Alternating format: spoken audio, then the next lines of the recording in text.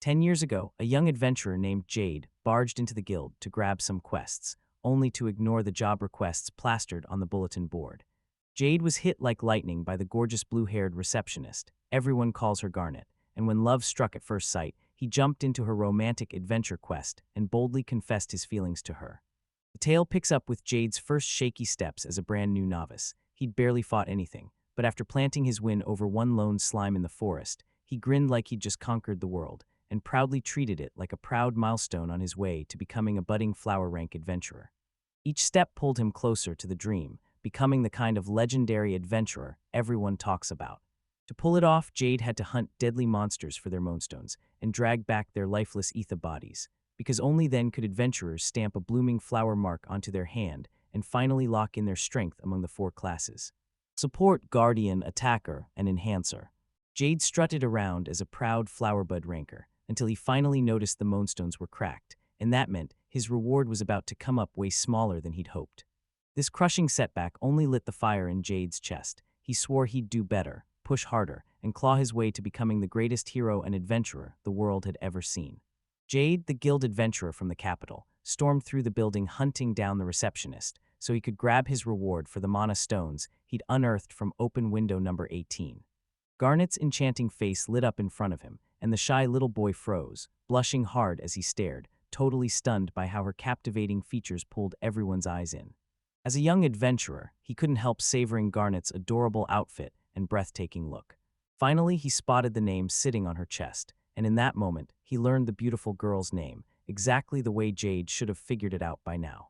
Because his whole world was Garnet. But her unblinking stare was so intimidating that the receptionist blurted out, "Is there a problem?" And then, like a miracle, Garnet's angelic voice finally cut through the air, even after her gemstone's price got slashed in half. Jade shoved his own dreams aside to chase greatness as the greatest adventurer, but all he could think about was Garnet. He was desperate to talk to her again. Jade snatched up yet another quest from the Adventurers Guild planner to chase bigger rewards. After finishing that, he pushed even closer to his crush, Garnet.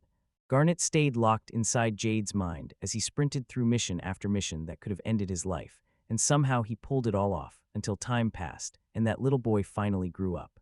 10 long years had passed since Jade first locked eyes with Garnet. The stone golem thundered after the two adventurers, turning every step into a life-or-death sprint. They unleashed every ounce of power they had, supercharged by magical buffs, and blasted the giant monster straight into destruction. But it didn't stop a thing. It still couldn't damage it or bring it down. Those top-tier parent adventurers still got ranked 7th, then their supporting companions only dragged the momentum down more, so they sprinted like their lives were on fire and barely clawed their way out of that terrifying near-death encounter. The rock golem detonated in front of them, shattering everything in an instant. The girl could only guess her grandfather was pulling some secret technique, or that something else was going on, until reality hit and proved her wrong. Turns out the 10th-ranked adventurer, Jade, had already shown up. Then she wiped out the giant golem and saved them at the very last second. Both of them froze in shock. The top-ranked, legendary adventurer was right here. Turns out Jade didn't come for glory at all. He just wanted to smash that monster, and the clues pointed straight to Garnet, because Jade shattered the golem into dust with a thrown stone, not even his precious blade that Garnet had given him. That 7th-ranked adventurer told himself it was self-discipline, but come on, we both know what's really driving his choice. After all that, he brushed the country's sword and handed it over, and on the ride back to the capital, Jade felt the crush of that moment hit like electricity. Then he told the curious girl, "Don't stop now. Keep tearing into the search, and you'll get strong, just like your parents believe you can." Love's power blindsided Jade, and it left him staring at her like, "How did you know the real reason?" Turns out the 7th-ranked adventurer didn't mean love in the romantic sense at all. He was talking about caring for the people and bringing peace, not swooning at the receptionist. Finally, Jade stormed into the Royal Capital Guild Hall, lugging a massive monolith that left every real adventurer staring in awe, especially when they saw just how impressive this young man was. They called him a selfless hero, but he slipped to the regular counter instead of the special one meant for high-ranking adventurers, without a clue in sight. Jade's stomach dropped, and embarrassment flooded her face. When his turn finally rolled around, he didn't freeze. He pushed past fear, because this was his moment to speak. Jade lived for one thing, making sure Garnet's eyes locked on her, and keeping every bit of her attention right where it belonged. In a full-on panic, Jade shoved the monolith into the receptionist's hands, blurted his name and let Garnet tear into the miracle material from the golem conquest he couldn't stop thinking about. Jade practically fizzed with excitement, blurting out over and over that he was falling headfirst in love. He seized the moment, staring at the girl he loved like it was oxygen, and seething with envy that Garnet was the one getting to look at her. The receptionist shut her eyes, turned that mana stone every which way, and examined it like it was magic, and it was downright beautiful, especially while an adventurer found himself falling harder and harder. When the inspection finally wrapped up, Garnet reluctantly handed over a check for 50 million, and it felt absolutely crushing. Jade didn't want to say goodbye and shove this moment into the past, so he finally stopped bothering the receptionist, even while he secretly prayed that someday this would feel normal. One day, Jade finally got his reward for finishing the quest, and right as he reached out, he just happened to graze the girl's finger, like fate had a hand in it, forcing him to hold a poker face as he stared into her eyes, all while bursting with joy and disappointment because it ended way too fast. Even though Jade swore he'd never cash it out, the check still ended up framed inside his house. Then, just like that, the heroes were handed yet another mission to keep repeating it, hoping it might finally forge them into good friends someday. Jade tore out of the Adventurers Guild and charged toward her mission, totally clueless that Garnet was still spiraling over that last romantic moment between them. Meanwhile, out in a remote corner of the kingdom, two terrified villagers huddled up and whispered about their plea for help, because a monster was wrecking their village, and they were just waiting for the adventurers to finally come charging in and save them. Right near them, a little girl clutching a bundle of vegetables froze in fear the moment the news hit. The beast's conquest power felt terrifying, but guess what? The very same village was where Jade's next quest was waiting, and he had no clue how he'd pull it off, right up until the moment the townspeople started praising the adventurers. He urged Jade to rest and savor the moment. Then Jade politely refused, because meeting Garnet was her #1 priority. But before the piece could land, a terrified girl rushed up and warned her that the nightmare wasn't finished. Because the dragon was still lurking nearby and swiping her vegetables, the middle-aged man hurriedly apologized, convinced it was all just the girl's childish imagination. Jade didn't play around. She grabbed the girl's attention and demanded to know which way she'd seen the dragon. The moment Jade heard the news, he rushed to the villagers and promised he'd scour the area for the beast's trail, telling them to stay calm and not stir up any more trouble. That's what it means to be an adventurer. When night drops, the journey doesn't stop. Jade catches himself mid-thought and starts wondering if that dragon might just look like a harmless herbivore, until a bone-chilling voice barks at him to stop right where he is. And instead of messing with that food offering he should avoid, to stop anger from boiling over and consequences from crashing down, Jade does the exact opposite and moves toward the voice. And then it bursts in, only to find a tiny kid in ragged clothes, instead of the brutal winged monster it swore would be there. Jade can't believe it. Why is a lonely little girl here, of all places? The voices he heard earlier snap back into his mind, and suddenly he knows. She could be one of those rare dragons that turn into humans, but now she's not a monster anymore. Jade can't shake the thought, if she's really the leader of the dragons, then he'd better prove it by threatening her, promising to devour her whole. Jade knows that if it happened, she'd choke, so he fires off another question, trying to crack why this little child looks human. Turns out, she's trapped in a human form because she refuses to eat her way back to her real body and end up as something lowly.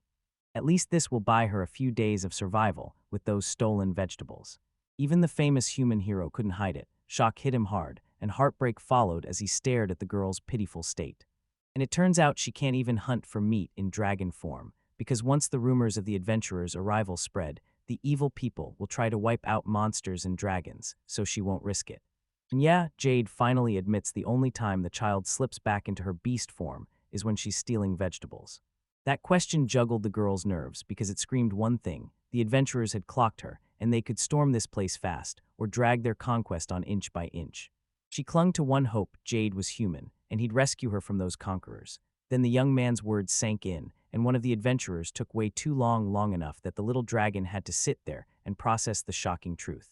And when it finally clicked, she didn't just worry, she let out a terrified scream. The guy standing in front of her exuded that terrifying, adventure from hell energy. So the girl sprinted in frantic circles, panicking harder with every second. But luckily Jade never landed a hit on her, so the panic snapped into relief and she finally calmed down. Jade leaned in and asked, "Are you really a white dragon?" Because the country had been shielding her like she was untouchable. Jade knew she had no choice. If she wanted proof she was part of another species, she had to act fast, so the kid bolted outside to prove she was a white dragon, and Jade chased after her just in time to stop her from undressing. She blew Jade away by revealing her real, breathtaking form. His stare made it crystal clear. Both of them carried purity and that eerie mystique, and then the truth hit hard. This young man wasn't looking at some random monster. He was staring at a white dragon, one that could drop from terrifying power into something as low as a mere place. So they slipped into the house, and Jade taught the kid a bit of history about her kind, how they'd protected their country for ages, and then the kid noticed his sword was etched with a dragon symbol, a mark of respect earned through all that struggle. Jade pushed the idea hard: meet the king, get real protection, and those nameless girls lit up at the thought, so the next day they marched straight for the castle kingdom. The moment they started their journey, that kid looked absolutely bursting with excitement. The moment they stepped up to the king's throne room door, nerves slammed into them like a wave. Both of them finally stepped inside and faced the king of the Sundale Kingdom, who immediately assumed Jade had come to accept his offer, step into his throne, and join his side. But that wasn't the real problem. The king didn't care about the successor plan until Jade lifted the child he brought with him, and everything changed. It let her announce herself like she was nothing but a harmless, sharp, independent white dragon, capable of dressing and eating all on her own, yet the pathetic soul still snatched the #1 seat just to deliver that stiff, self-serious introduction. Still, we can forgive him, because when the king finally recognized his country's debt to Jade and the white dragon, he bowed and showed nothing but gratitude. Even so, the problem didn't vanish, because the king couldn't let the little dragon roam the capital unsupervised, and that meant the child was left shaking with pure anxiety. Jade refused to abandon the sad girl by herself. So she took full charge of the child, and the king stepped in with protection, turning this nightmare into a solved problem at last. Then they slipped out of the castle, humbled and quiet, stealing a few vegetables to survive. The nameless girl turned to Jade and thanked her for stepping up to be her guardian. Jade couldn't stop wondering what she'd call the baby, and then that nameless little one handed her the honor of naming her. So the brave one grabbed a simple name, Doromi, and the white dragon practically lit up, happily agreeing. She kept practicing that name for herself, but the moment they reached the Adventurers Guild, Doromi's excitement crashed straight to rock bottom. That dragon was pure evil, so he agreed on the spot to stay outside, while Jade hurried to the receptionist. Even after everything, the rogue adventurers' faces still haunted Doromi with worry. But he peered out the window at Jade, his gut twisting. What if her guardian was lurking, and this dragon's warning meant real trouble? That bittersweet rush he felt in his chest matched the way Doromi watched Jade banter with Garnet. Her smile looked like she was having the time of her life, like she'd slipped back into being a kid again. No wonder that stunning receptionist had them completely spellbound. And when the little girl saw that stunning face, the feared Adventurers Guild didn't seem so terrifying anymore. After Jade wrapped up her report, it was finally time to head home, until Doromi realized her guardian still hadn't done his part, so they went right back and came home about a year later. She was so fixated on meeting Garnet that everything else had to wait, and yeah, Jade swore she'd start coming home way more often from now on. He walked Doromi back to her place, soaking in every view along the way until they finally rolled up at their destination. Yet since the lights in Jade's house barely ever turned on, the woman beside him couldn't help wondering if Jade was truly home at last. Just minutes ago, Doromi told Jade that his view of the Adventurers Guild he owned had flipped for the better, because Jade looked genuinely happy. But right after they left, he didn't realize it was all the receptionist's doing that made Jade look so beautiful.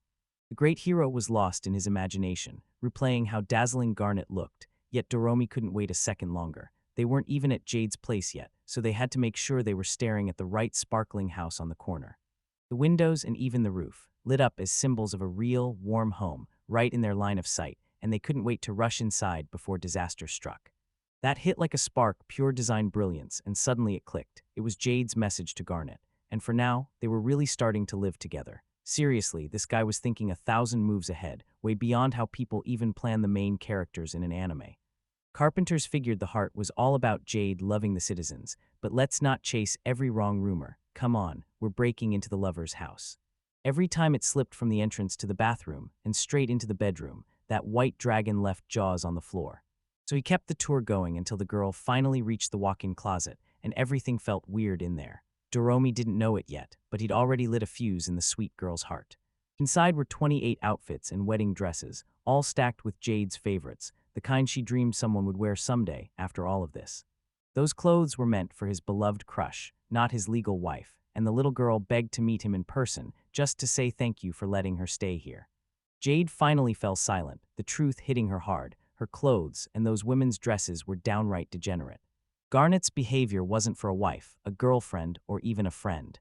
But he couldn't bring himself to confess his romantic feelings for Doromi, the receptionist guild leader, so Jade hauled the little dragon off to a meal, wiping out hunger while his surprise search screamed for answers and kept his mind off everything else. After washing up, Doromi hurried back to Jade, practically bursting with excitement. He could finally crash on a soft bed right after dinner. Like a hero who couldn't wait to collapse onto it, then snuggle up with Garnet in the same bed, chasing that sweet, married life happiness. Jade was buzzing to dive into more quests, but dinner burst onto the scene first, so the two of them headed out together at the same time. Jade remembered the sweet old couple next door, and the neighbors carried it out just the same. But when he looked up, there she was again, the guild receptionist, right in front of him, just like always. When the woman he'd been crushing on walked into view, Jade froze, straight up stunned. His eyes were shining with pure love and rock-solid admiration for Garnet. But here comes the twist. Jade totally didn't see it coming. The girl was the woman next door, and the shock sent his thoughts into a full-blown panic as he scrambled to calm down and finally introduce himself. At the end, Doromi swooped in first, right after he casually greeted Garnet, and still managed to beat him to the punch, walking away with the receptionist's good night. Jade spotted the perfect chance to chat after work, so she blurted, "Good evening too," but her stuttering and nerves hijacked her, and she couldn't finish the sentence. It was the first time she'd ever seen Garnet dressed down, and the sight hit her like a shock. Jade's mind kept slipping back to Garnet's jaw-dropping look as a receptionist. Then, thank goodness, she snapped out of the enchantment. Finally, he tipped his hat and told the woman good night. Then their romance started blooming fast, and Jade couldn't stop imagining marriage, even if it was still just a fantasy. Surprisingly, Garnet felt a wave of relief after talking to Jade, like the receptionist had actually wanted to chat with her too. Turns out Garnet wasn't here to cause trouble at all. She just wanted to introduce herself as their neighbor, while Jade sank into sadness, starving for meat like her next bite depended on it. But because Garnet couldn't stop wondering what was going on between them, Jade spilled both names at once, straight-faced, like they were siblings. Jade already knew Garnet recognized her, and that hit her heart like music, making this night the best of her life, because Garnet always asked for Jade's name out of company policy, not as a dodge to skip the thanks. Finally, he hit the wall, nothing left to say. Jade jumped at the chance to carry Garnet's bag, until she heard it was packed with her underwear, and Jade snapped back that she had zero intention of doing anything lewd, even as they were closing the distance. When Jade heard Garnet was headed for a public bath, she immediately pinned all her hopes on Doromi, get the neighbors invited over to their place and into the bathroom. That's how the poor dragon, smacked by a Japanese ray attack, shook the guild receptionist into warning everyone to stay sharp on the road, and it absolutely shredded Jade's dreams of impressing the woman he liked. But still, Jade was more than satisfied just watching Garnet's back as she walked away. Right after Jade blurted out his love by accident, panic hit him because the white dragon somehow knew. But Doromi snapped him out of it. Loving her didn't need shame, and he had every right to admit it, like a puppy in total devotion to its owner. Doromi told Jade to bring Garnet flowers, betting that gardening was the receptionist's thing, because Garnet's vibe totally screamed down to earth. With the dragon's advice lighting the way, Jade shot a quick mental image of Garnet grinning like crazy as he handed her the bouquet. No hesitation, no waiting. Weeks later, after the world went quiet, they slipped out and roamed the abandoned plains under the cover of night. Jade didn't just win, she crushed the Scorpion King too, and now, with a new adventure quest starting today, they're so close to the destination, but this time the prize waits somewhere else entirely. Perched on the very edge of a cliff, a gigantic world tree towered over everything. Doromi wondered if their real target was someone's castle, but deep down they knew that wouldn't make sense, because their real mission was right here to find a star flower, which, according to the flower shop owner he'd interviewed over the past 2 weeks, was the absolute best gift. Turns out the gift only bloomed at the world tree, but they couldn't take the safe, long road to reach it, because Jade was downright impatient to get there. Garnet lit up with pure joy at this incredible gift. The great adventurer sprinted up the cliff with Doromi latched to his back, and they tore upward so fast the dragon never even had time to transform and take to the skies. Then, right when they were distracted, a scream ripped through the air and snapped their focus instantly. Jade sprinted toward the world tree, convinced that trouble was brewing there, because if danger was anywhere, it was about to strike. Jade told Doromi she was going full speed ahead to blast to the peak faster than their plan. Then 2 female adventurers came into view, fighting for their lives as a colossal earthworm crushed down on them with pure unstoppable force. Right before the monster could sink its teeth into the girls, Jade burst in and obliterated the earthworm with one brutal kick, so clean and final it felt like it ended the fight for good. The monster finally fell, and both of them burst into tears of relief, alive, breathing, and they thanked Jade for saving them. Jade shot her gratitude through the group and told the other adventurers, "I've gathered a star flower, right here." After the girls snapped it into place as a shield against the monsters, it did something unexpected too, kept that late-blooming flower safe, right behind their defense. They couldn't believe it. This was the dream they'd been chasing, finally crashing into reality. Then she waved at the legendary hero, who finally landed the starflower pot as a gift. And yeah, the disaster was hit with their guardian's presence too, like it couldn't ignore them. And the moment Jade's gift hit their hands, both of them lit up with pure joy. On the way home, a flower burst into bloom, and they could barely wait to race back and pour their love into Garnet, until a shock hit. The star flower had already withered, and the joy on their faces vanished in seconds. Jade felt like she was about to lose herself in shock and stress, until Doromi stepped in, told that depressed man to keep pouring, surprise, effort into the quest, and somehow lit a spark of hope in her heart. Jade was out of options, so they tried a last-ditch trick, pumping the flower's spirit with encouraging words for her, but it totally backfired and didn't help. Doromi practically had to be shoved into suggesting Garnet take it, even though she'd been praying their flower-loving neighbor could fix the gift and return it to how it used to be. After thinking it through, Jade nodded and jumped on their advice. No hesitation, no wasted time going. They raced to the receptionist's place, slammed on the door, and Bam found Garnet still lurking outside, so they waited for the neighbor to come back. But Jade's nerves snapped again, because standing in front of their house like that, she looked downright terrifying. So she kept saying it 3 times in a row, that she wasn't a scary person. Garnet finally showed up and caught the man's weird declaration. While Jade didn't flinch one bit, she just stared at the receptionist's freshly dressed look and damp hair, like she had clearly come straight out of the bathroom. Both of them begged her forgiveness for showing up so late, but Jade wouldn't yield. She clutched that hard-won resolve and finally prepared to pass over the withered star flower. Garnet leaned in, stared hard at the pot, and instantly knew this was a real star flower. She finally caught on. When that woman she liked said it, she wasn't talking about her at all, and Garnet couldn't wrap her head around it being solvable too. The starflower would suck up fresh nutrients from the world tree, so they had to get rid of the existing ones before this whole mess happened. She apologized for not being able to help, but Jade snapped back. Why was she the one apologizing when she was the one left to fix everything, and that dried-up gift was all she'd get? Even with everything going on, Garnet still decided to accept the gift. Jade figured it was best the flower spent the rest of its life right there with the guild receptionist. But Garnet didn't go for the pot at all. She was determined to turn that gift into a marker so she could keep its natural beauty locked in her memory. Jade erupted in pure triumph and rolled around on the spot, joy burning bright. So she thanked Garnet for making the whole thing mean something, and the leftover flowers, minus the receptionist who should have been. Instead, Jade was forced to repeat her words, so it looked like that flower was thanking Garnet itself, and that's what it said. The receptionist promised she'd treasure the gift and treat it like something priceless, just like always. Jade's cheeks flared red. She figured that person would be cherished someday, and as the night dragged on, they wrapped the conversation up with a few sweet goodnights. Garnet closes it all with a heartfelt thank you for the housewarming celebration. Jade's face flushed hotter and hotter, but it was time to try again, so they both bolted home and Jade had no doubt. She thanked Dorami for pushing her to finally take this step. So the legendary adventurer can finally lean on the white dragon. Jade makes sure she knows he can trust her anytime, then lets him repay that gratitude by spoiling the girl with whatever food she wants. A heart-shaped constellation starts blooming in the sky, and suddenly tonight's Fish Day hits like the universe's reward for all his emotional effort. Next day, Garnet was buried in a book at the Adventurers Guild when her own coworker burst in out of nowhere and cut right through the moment. She told their blue-haired coworker that her bookmark was hilarious, and when Garnet pressed her about it, she fumbled out a vague answer, saying she'd made it from a flower someone once gave her. Leaving everyone staring, they couldn't figure out who that mystery person even was, so when Garnet got asked about Jade, he just mumbled a vague, foggy answer to his colleagues. She claimed the gift came from her neighbor, without a single clue from her.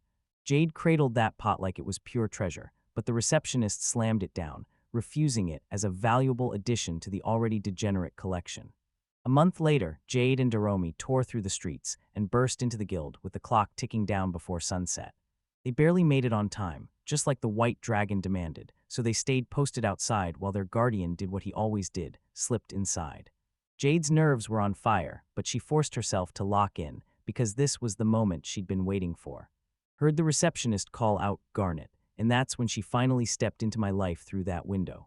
Without wasting another second, the legendary adventurer thrust the moonstone into his neighbor's hands and demanded she inspect the loot quality from the Chima conquest quest. Suddenly, a loud rumble tore through the young girl's stomach. Then, when he started examining the moonstone, both of them went dead silent as Jade tried to figure out where the noise was coming from. In just a few seconds, she clocked it. Her crush was making those funny growls, and her own growling stomach was screaming too, dead hungry. Jade couldn't get over the rare sight of Garnet turning pink and looking adorable right after the accident totally threw her into embarrassment. Jade knew it was a terrible plan because she was always starving too, but she couldn't think of a better line, so the adventurer bolted outside just to stop Garnet's stomach from growling again. Just outside the guild, a Doromi was lurking. Her guardian was waiting, and the moment he saw her, he told her he'd just logged a brand new record, 18 bugs counted total, so they celebrated right away by heading out to eat. As soon as they stepped into the restaurant, they froze. No one else was there, just them. Turns out it had been a full year since Jade last showed up here, so when the famous hero reappeared, the owner practically couldn't believe their eyes. Meanwhile, Disaster wasn't plotting revenge at all. He was laser-focused on food, and somehow that was more than okay. When Jade ordered a huge, hearty bowl of meat broth, she didn't stop there. She picked out a spread of seafood dishes, too.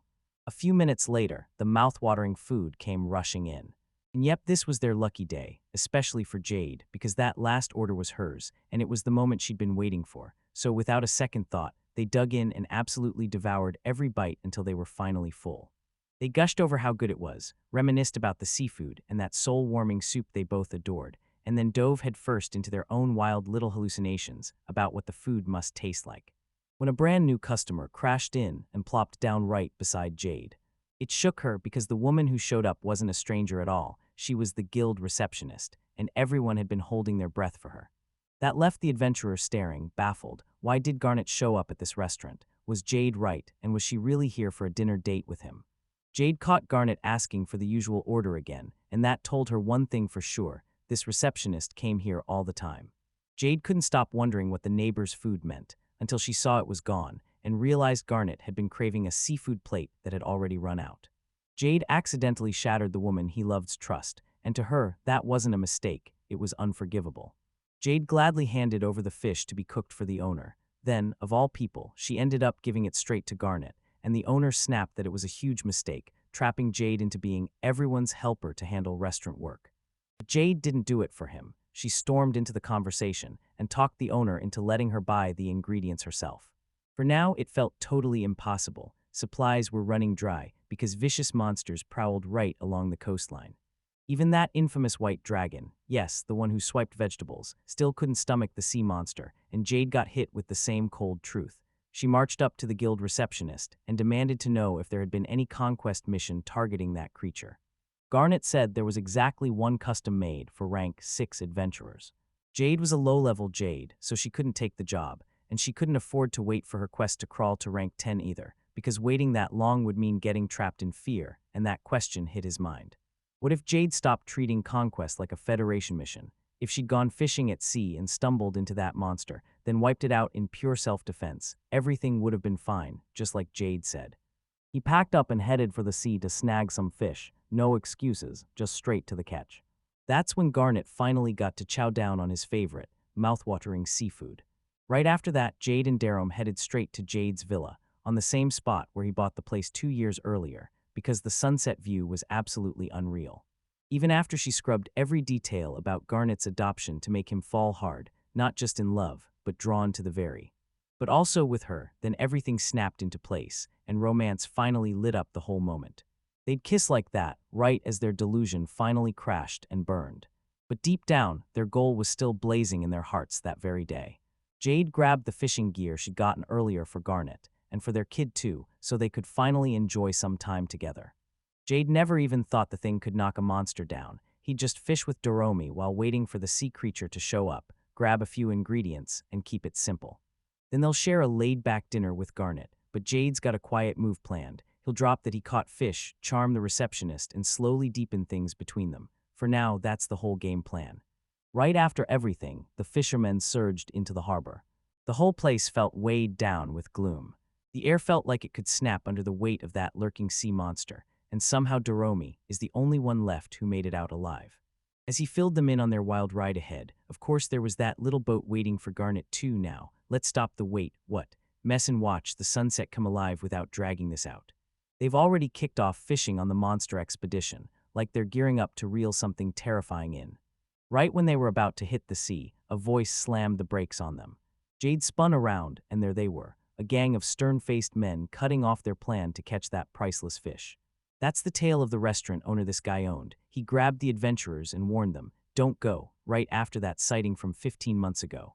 Even with the monster closing in, Jade decided to keep sailing, knowing full well her little boat would be the Kraken's perfect bait. Time would have been a problem, so Jade handed the fisherman his coin purse, renting a massive ship on the spot and letting him use it to slam his mission through. Even though the ship's owner turned down the tempting offer at first, everything flipped the moment they heard what disaster Jade had survived. After hearing their thoughts, the gloomy faces finally lifted as they pinned their hopes on Jade to shut down the monster. But the great adventurer shut it down fast. He refused the fellowship's request to wipe out the Kren, and since he's got the higher rank, he'd face any enemy head-on, defending himself and crushing them the moment they came for him. He uses himself as bait with zero expectations, and then, just for their bride, he hauls back the mouthwatering seafood fishermen always bring in.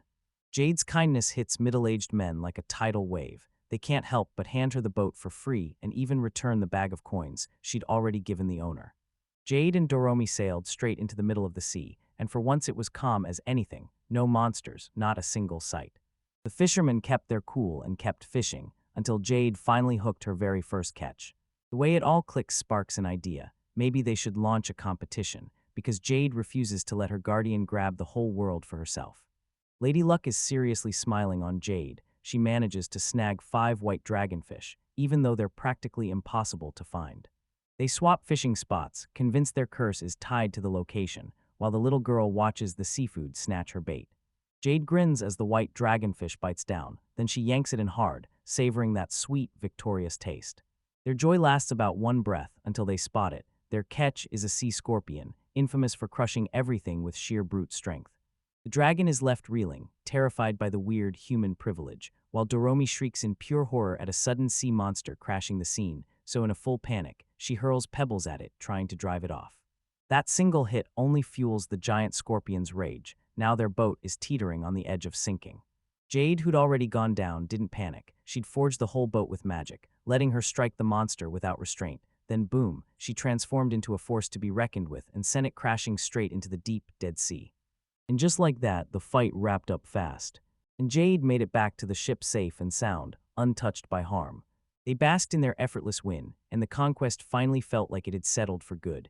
Then both of them headed back to the harbor, while Sean beamed a thumbs up at the fisherman through the little dragon's eyes, turning him into a calm, peaceful fisherman at last, free to roam the sea. Jade practically buzzed with excitement as she offered fresh fish to be cooked into seafood. Also, she could hand it to Garnet for their romantic plan, and since Doromi and her guardian were starving, they rushed straight to a restaurant.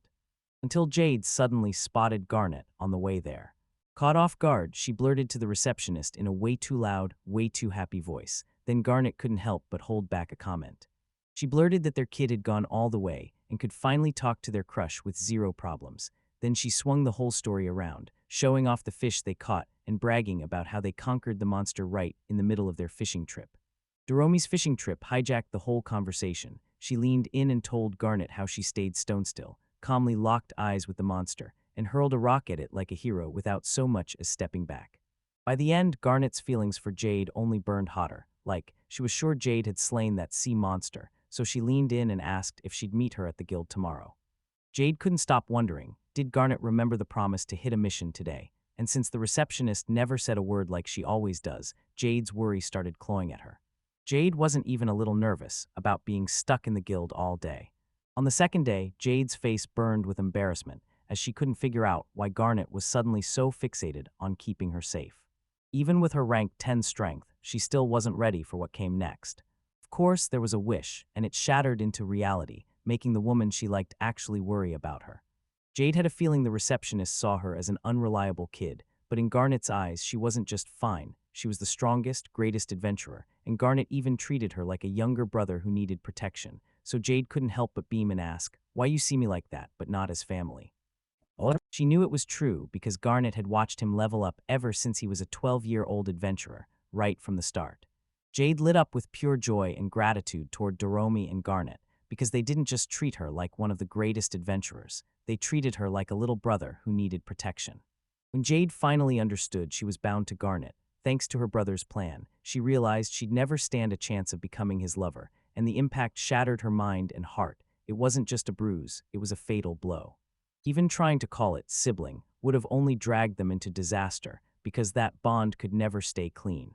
Jade clocked that Garnet was heading to the restaurant, so he and Rome hauled her in, urging her to feast on the fish they'd caught, and they'd hand it straight to the owner. Lucky for them, the guild receptionist said yes, and that sealed the deal for a seriously romantic night out for Jade. Right when he thought he'd found the best part of life, he kept staring at the stunning beauty of the woman he liked and soaked it all in. He prayed this date would go right, but the worst part is, it'll haunt him forever.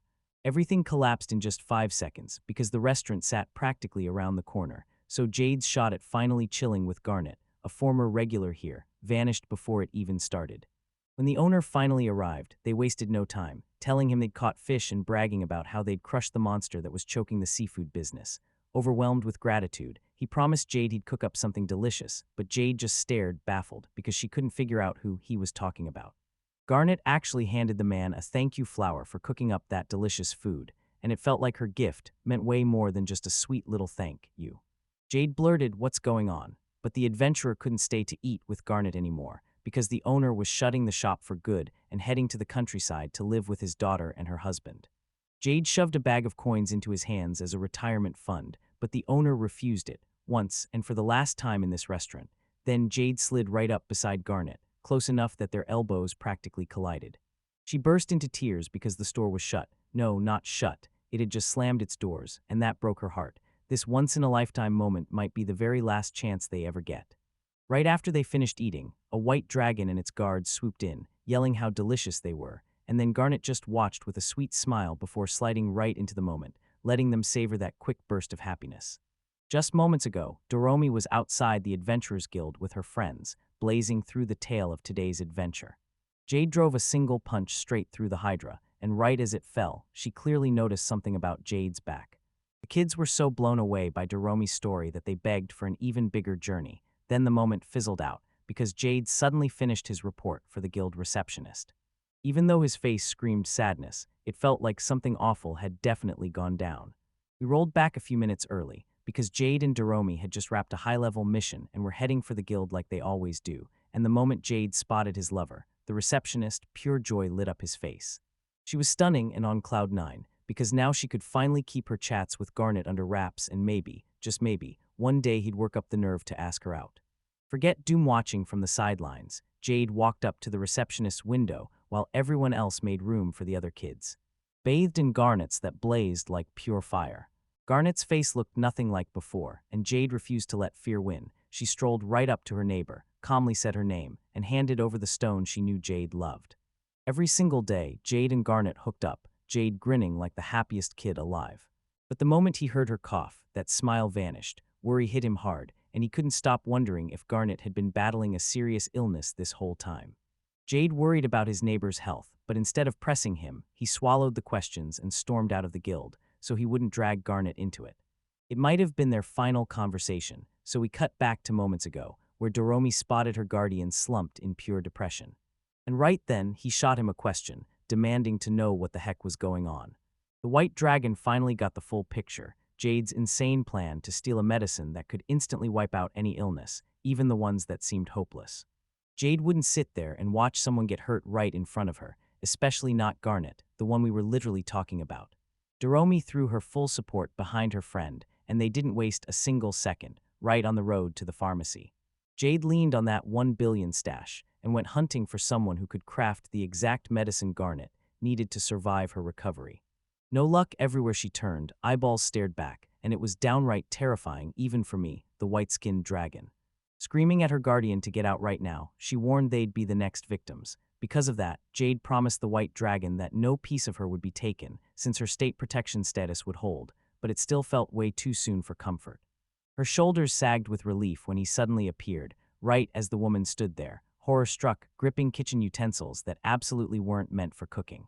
Surin demanded to know who Doromi was, but the kid panicked so hard she blurted out that her taste just wouldn't satisfy the woman's cravings. So yeah, there was no real reason to be scared. Because Surin had just finished dissecting monsters for medical research. She even dragged Doromi along to watch. "Okay, I'll do it."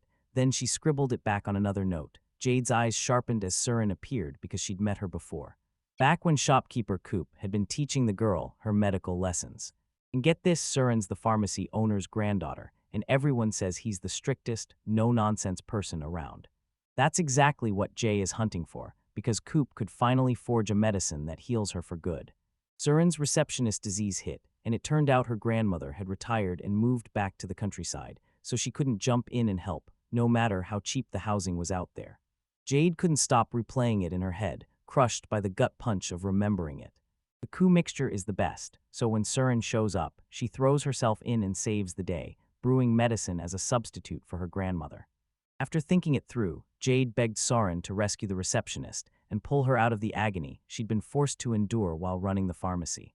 The pharmacist leaned in and promised the great hero, "Don't worry, I've got you, and everything will be fine." Jade leaned in and told Surin every symptom she'd spotted, then urged her to track down any sketchy over-the-counter meds, because Jade was certain this wasn't just a run-of-the-mill cold. But since Surin couldn't get enough proof that a serious illness was behind this, she kept her gaze averted and told Jade that the special medicine wasn't needed, until Jade's desperation hit her like a wave. Reluctantly, she took the case. With a single injection, she whipped up a potion to crush the patient's cough and wipe out his fatigue. So Jade and Doromi stepped in too, and in the end they got him to drink a glass of something red, exactly what Surin had feared. Tomato juice. The red juice wasn't random. It poured straight out of a dragon, and when the little girl saw it, she screamed like she'd just watched a body go cold, stunned enough that it felt like she'd never bounce back. Disaster hung in the air, and even the unfortunate incident didn't change that. The white dragon coughed, then forced himself to keep going, utterly exhausted. They slapped a jaw-dropping 30,000 price tag on it. Shocking Jade shows up out of nowhere. Everyone thinks she's just stealing with that 1 billion budget, but then they reveal they actually got the medicine. Jade and Jerome sprinted to Garnet's house, slammed their fists on the door, and didn't even care if people thought they were weird, because right now, recovery was the only thing that mattered. The moment Garnet yanked the door open, relief hit Jade like a wave, because the woman he loved was alive, right there, standing in front of him. No beating around the bush, Jade shoved the medicine into his hands, coughing hard and worn out, already worried sick after what he'd seen with Garnet earlier. He stormed back to the guild, stunned by what they did. Garnet was totally fine, even without a single cure. Turns out she'd just choked on a fish bone.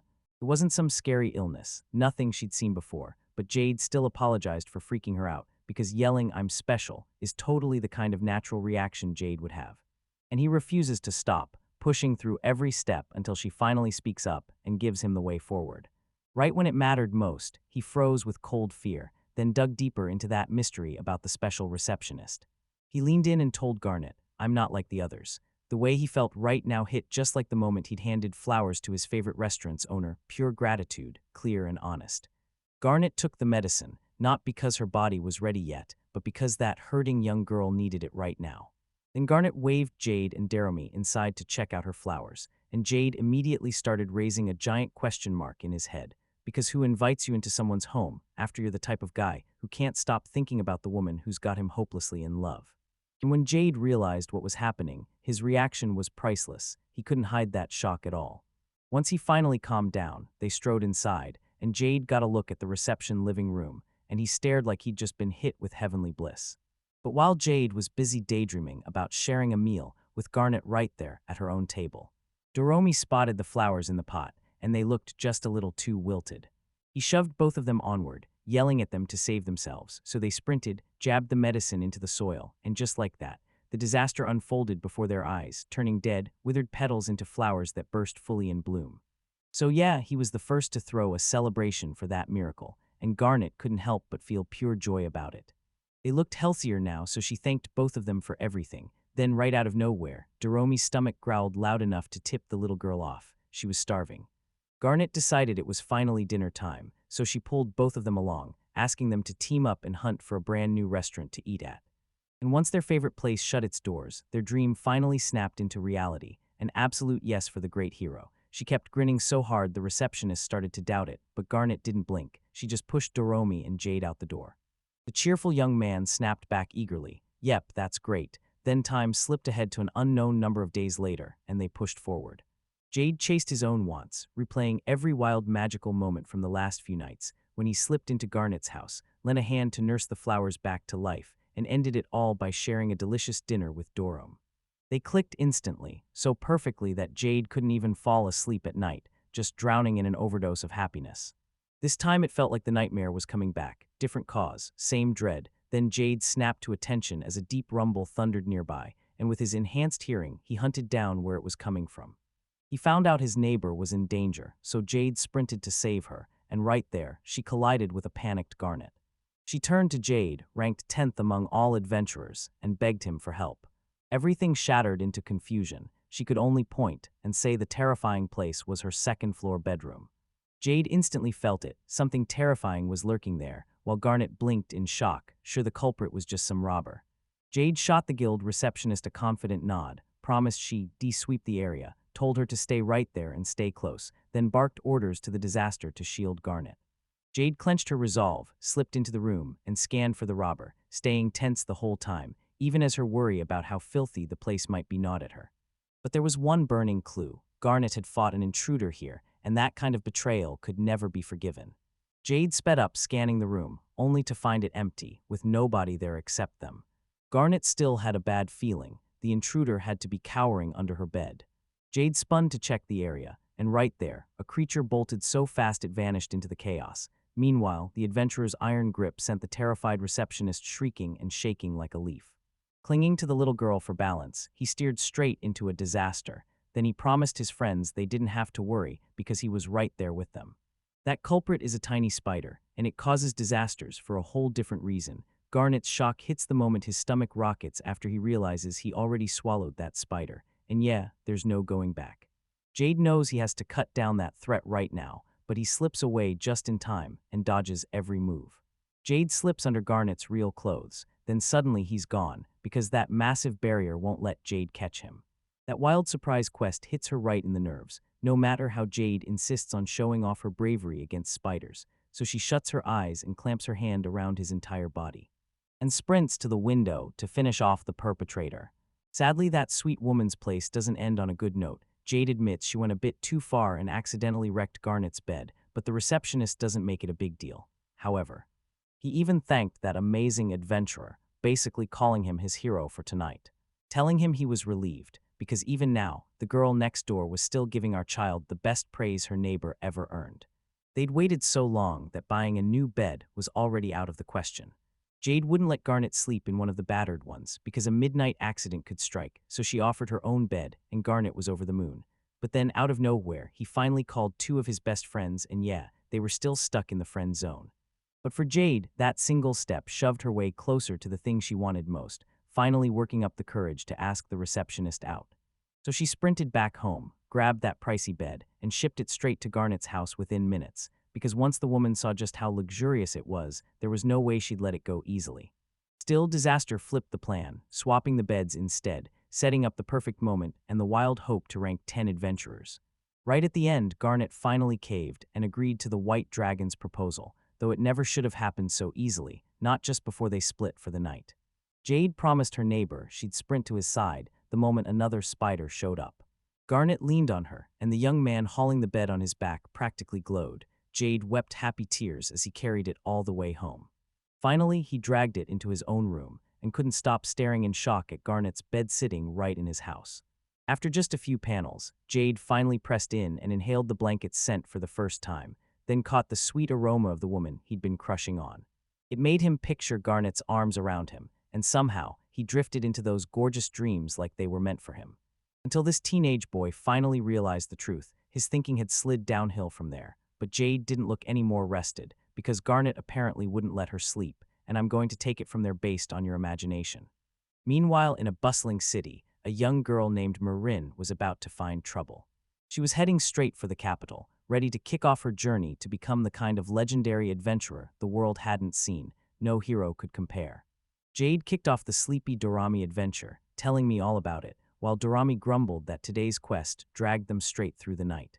And they had to grind through the wait for the train before they could finally head back to the capital. Caught in the middle of a long yawn, Jade finally noticed the girl had been staring at them for ages, so she snapped, "Do you need something?" And weirdly enough, they asked Marin for permission to peek down at their feet.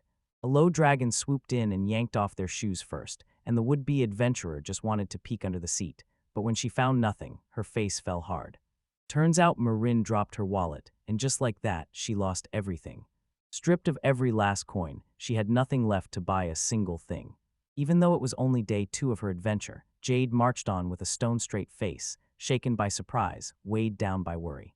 Then it hit her, Marin was already headed for the capital's Adventurer Guild, which meant her very first quest would get handed to her there. Jade lit up the second she heard it, because this beginner adventurer tripped through her right back to the day she started.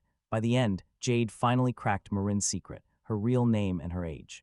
Marin was almost 12, just one step closer to being allowed to register as an adventurer, and Jade instantly offered to pay for her train tickets as punishment. Marin's road wasn't finished yet, so the promise of hope kept her going, even after she got wiped out and had every reason to feel cursed, because the adventurer in question refused to let that ruin her. So they laid down the deal. She'd pay it back using her future earnings, and under those terms, there was zero pressure. So Marin took Jade's offer, thanked her fast, then strode inside to train hard for their trek to the capital. They'd race in and reach by sunset, and somehow the young girl didn't seem worried at all about finding a place to stay. When she told Jade this bombshell, Jade's sister wasn't just nearby, she was living in the capital too. She worked at the guild as a receptionist, and she was one of the Peak Blossom supporters. Jade even said it might be Marin. Support was the rarest role of all, then the odds flipped. Guards and attackers dropped first, and suddenly support took over as the most common. Even if luck might have made it rare, Marin ended up stepping in as a support just like Jade, because she didn't just want to help, she dreamed of becoming an awesome adventurer like her. The person Jade was talking about, honestly, those words hit, and the truth turned out shockingly unexpected. But when Marin asked both of them if they'd ever met Jade before, a weirdly bright smile lit up her face, like she knew something, even as sleepiness tugged at her. Dorami didn't even pause. He blurted out that the guy beside him was the legendary great adventurer everyone worships. Marin jolted with confusion. Then the moment she saw the crestflower blooming in Jade's hand, everything clicked. The man in front of her wasn't just Jade's disguise, it was Jade herself. Turns out this girl grew up a total fan, and now she's hellbent on following Jade's trail, because every time she came home, her sister would rave about the adventurer being a nonstop hard worker, and somehow that magic story always landed right in front of Marin. Dorami couldn't stop wondering if anyone had stories about her too, but nope, nothing was out there because a full year had passed since Marin last saw her. Her sister was still that humble dragon, yet she was sure this year would be packed with heroics because a brave girl, right at Jade's side, was about to start doing legendary things. And she was ready to spill her epic adventure right here, right now. While the train was still rolling, they finally hit the capital, then split up fast. Jade and Dorami headed home, and Marin stayed at the station, waiting for her brother to come pick her up. Marin left on pure hype. She'd promised she'd be the best and strong like Jade one day, so she and Jade waved goodbye and sprinted into their own journeys. Dorami was already dead tired, and this dragon kept drifting towards sleeping human mode, still half transformed in a way that wouldn't switch into cleaner, comfier clothes, until Jade finally caught on, and then the white dragon guardian just sprawled on the bed, fully relaxed and blissfully satisfied. Until in the dead of night, he jolted awake just to rush to Jade and admit he was starving. Jade instantly sensed her peaceful night was about to get wrecked, especially her sleep, because she was dying to crash, but the smell of fresh seasoned chicken and sizzling ribs kept pulling her in, and her mouth basically started watering on its own. No way was she letting those tempting thoughts drool all over her bed, so she sprinted to dinner first. The second they burst out the door, a voice they knew all too well boomed, Marin, and he was standing right beside the guild receptionist for reasons that still didn't make sense, and that wild combo completely shattered Jade's heaven reaction. She started piecing it all together the moment she saw them holding hands, and it clicked, he finally got it. With that, Garnet shot Jade a grateful smile for lending her the money, proving their hunch about Marin wasn't just wishful thinking. Garnet's little sister showed up at the exact perfect moment. Jade couldn't forget that little girl's words, how her sister always bragged about Jade's insane work ethic the moment she walked in, and even the idea that someone would call her Jade at all. And she'd bring the biggest praise of all, while someone knelt down so hard it looked like they were breaking themselves. Just like before, it was supposed to be a bright, happy moment. Yet when our protagonist climbed toward Garnet Heaven to repay the loan to her as a substitute, Jade stopped him mid-step and told him not to rush. After all, helping each other is what good neighbors do. He leaned in and told the receptionist, "We're real friends," and made it clear that stuff like this is totally fine.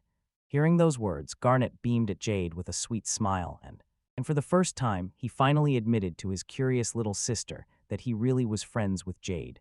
Then the adventurer swept the receptionist out to grab a meal outside. For now, Garnet turned it down, because he and Marin had just stuffed themselves before heading home. For a few seconds, the whole place felt heavy and gloomy. Until Garnet promised Jade they'd try again later, and they'd all sit down for a real meal together, the four of them, on another day. Jade finally got the outcome she wanted, an actual peaceful night's sleep, no stray, inappropriate thoughts haunting her. Right as sunrise blasted the sky and rapped at the door, Jade swung it open, buzzing with curiosity over who could possibly be there. Was it way too early for anyone to burst into her morning like that? Turns out it was Garnet, and she was hunting her down for some secret, unknown reason. Jade immediately pinched himself, desperate to prove this wasn't a hallucination or a dream, and when it was real, he locked his eyes on Garnet's jaw-dropping presence. The moment he saw her in a skirt for the first time, it hit him like a punch, so unbearably cute, so rare, it felt almost impossible. Garnet always slips into his pants and drifts deep into his memories, but there's one tiny problem. If you stare at him face to face for too long, things get weird fast. Still, Jade makes it clear he's got the woman's casual clothes on lock, and that Garnet always wears them to work, so if anyone can make this happen right, it's him. But that comes later. Before anything else, we talk to Jade, no stalling. Jade spends real time listening, because if Garnet can slip in and ask the adventurer, it has to be for something good. Are you heading to the guild today? But the second she realizes Jade is heading for that place, her determined face snaps into pure despair. Garnet starts to slip away, apologizing for yanking him awake, and the adventurer just stands there stunned, because that whole moment vanishes so fast, leaving him with one burning question. But Jade refuses to let it go, grabs the moment, and tells Garnet to say her demand exactly the way she wants. He makes sure the message lands in his ears, especially since that receptionist is charging over here instead of waiting at the guild for him. He locks eyes with the woman and tells her not to pull her punches. She should trust him and lean on him, because they're friends. So Garnet can finally slip in that she's got personal backup, and then she asks Jade about her sister, Marin. Turns out Garnet is pushing Jade to watch over Marin all day long. Garnet is convinced of what's coming for her sister. Then Jade's eyes pop wide the moment he hears that the woman he loves trusts him with this, and he immediately agrees to her request. She removes Garnet, because all Garnet can do is ask the one thing everyone's waiting on, whether Dorami and Jade finally pull off their 10-year plan. And he choked up in his own head, then hurriedly asked if the kid he'd be looking after was still asleep, ignoring everything else. Garnet hovered in worry, wondering if her skirt made her look weird, while Jade kept locking eyes on her, again and again, for what felt like minutes. No way strange fit Jade. She honestly believed her skirt matched Garnet's style perfectly. When the receptionist told her that her new outfit was a gift from him, happiness lit up her face, and Marin slipped it on too, even though that skirt still made her feel anything but confident. General Jade noticed Marin was all in on Garnet, and somehow, Garnet felt the exact same way. The receptionist wanted her sister to finally smile, no matter how miserable that expression tried to look. Garnet shot down Marin's dream of becoming an adventurer again, because danger would still find her, stalking her every day of being a kid. Now she was finally a full-fledged member of the Fellowship, and even though Jade understood her crush's wishes, she refused to pick a fight. She chose to back Marin until everything could calm down and she could set off on her own adventure in peace. A few hours later, the sisters finally caught up with Jade and Dormi, and they were ready to lead her through the capital city. After a quick stop at the guild, Marin practically burst with excitement and couldn't wait to kick off her journey. So they tossed the paperwork aside, slammed through the rest of the reports, and hurried to wrap up Marin's meetings with the other kids, because they were dying to hear this insanely impressive heroic story. Where else would you see a girl with no crest step into the monster's path and attack them head-on? After the group slipped into that boutique, where cute clothes and sparkly accessories lined the shelves for little girls to stare at and pick from, Marin flashed Garnet's 10,000 allowance and admitted she wanted the same clothes as Jade, but when it came down to it, they ditched that plan and went with Style D just to match the sizing. So Marin dove into the pile of one-piece dresses and robes. Everything was white, until she spotted that one exception. The girl still couldn't make up her mind, so they tucked it away for a handshake between two allies who always looked sharp in white. Finally, their attention shifted to other treasures: shoes, handbags, and jewelry. After they darted around for a few minutes, two people picked up matching cute bags. Dorami planned to stash her rock collection in hers, and then she handed Marin a pebble on the spot as proof they were friends. And since Garnet's little sister loved it, she slid a fancy hairpin onto Dorami as a gift. Next up, Marin and Jade showered the cute white dragon with praise, gushing that it was absolutely adorable, like the most precious gift ever. And it sent Dorami buzzing with joy and blushing hard as they rushed off to their next destination. The day they opened the weapon warehouse, and everything inside started to feel way too dangerous. Even the last ounce of cuteness got crushed, because Marin was now fully wrapped in steel, no spark of humor left. Good thing they ditched the whole plan to buy defense gear, since that stuff didn't line up with Marin's style one bit. They went all in on paired shield daggers, and at last, Marin got to put that mind-blowing lightweight mithril shield, the strongest metal in the world, through its paces. It looked ridiculously pricey, but Jade bargained hard with the shopkeeper, so Marin still had money in her pocket for lunch. Jade marched into the shop alone and demanded the shield's price, then learned Mithril's value had skyrocketed, and the shield would cost way more than her budget could ever handle. A total shock, Jade stepped in and offered $5 million for the shield, and the owner snatched the deal without hesitation. Marin's jaw dropped. Her new equipment cost a whopping $5,000, and the number hit like a miracle, just like Jade promised, saying it would help her keep her livelihood afloat. And still, Marin lit up the moment she got to use her new weapon, because in the end, that's all that mattered to Jade. This shield pumped her and those eager adventurers full of courage, pushing them to chase the dream she'd always held in her heart. During lunchtime after they finished shopping, both girls held hands, yet Jade acted so Jade that night, like she was determined to make Garnet feel exactly what they were doing. The receptionist finally got home, and there was Marin waiting for her, while she and Jade just soaked up the time together. The moment she heard what happened today, the young girl rushed up and spilled everything to Garnet. Finally, she flashed the legendary shield she bragged about nonstop, and when she held it up to the receptionist, she claimed it was only worth $5,000 at the armory warehouse, but Garnet knew the truth of the real price. She instantly clocked Jade's move, flashed Marin a smile, and kept that gorgeous lie locked in, like a reward for the adventurous Garnet. She offered to treat them to dinner, but Jade snapped that she'd pay, then turned to the receptionist and ordered, "Don't you lift a finger." Marin could join them tomorrow for the general house cleaning, and Garnet was totally cool with it. The neighbor woman gave a gentle, warm chuckle, then told Jade, no doubts at all, that she trusted her completely to take care of Marin again.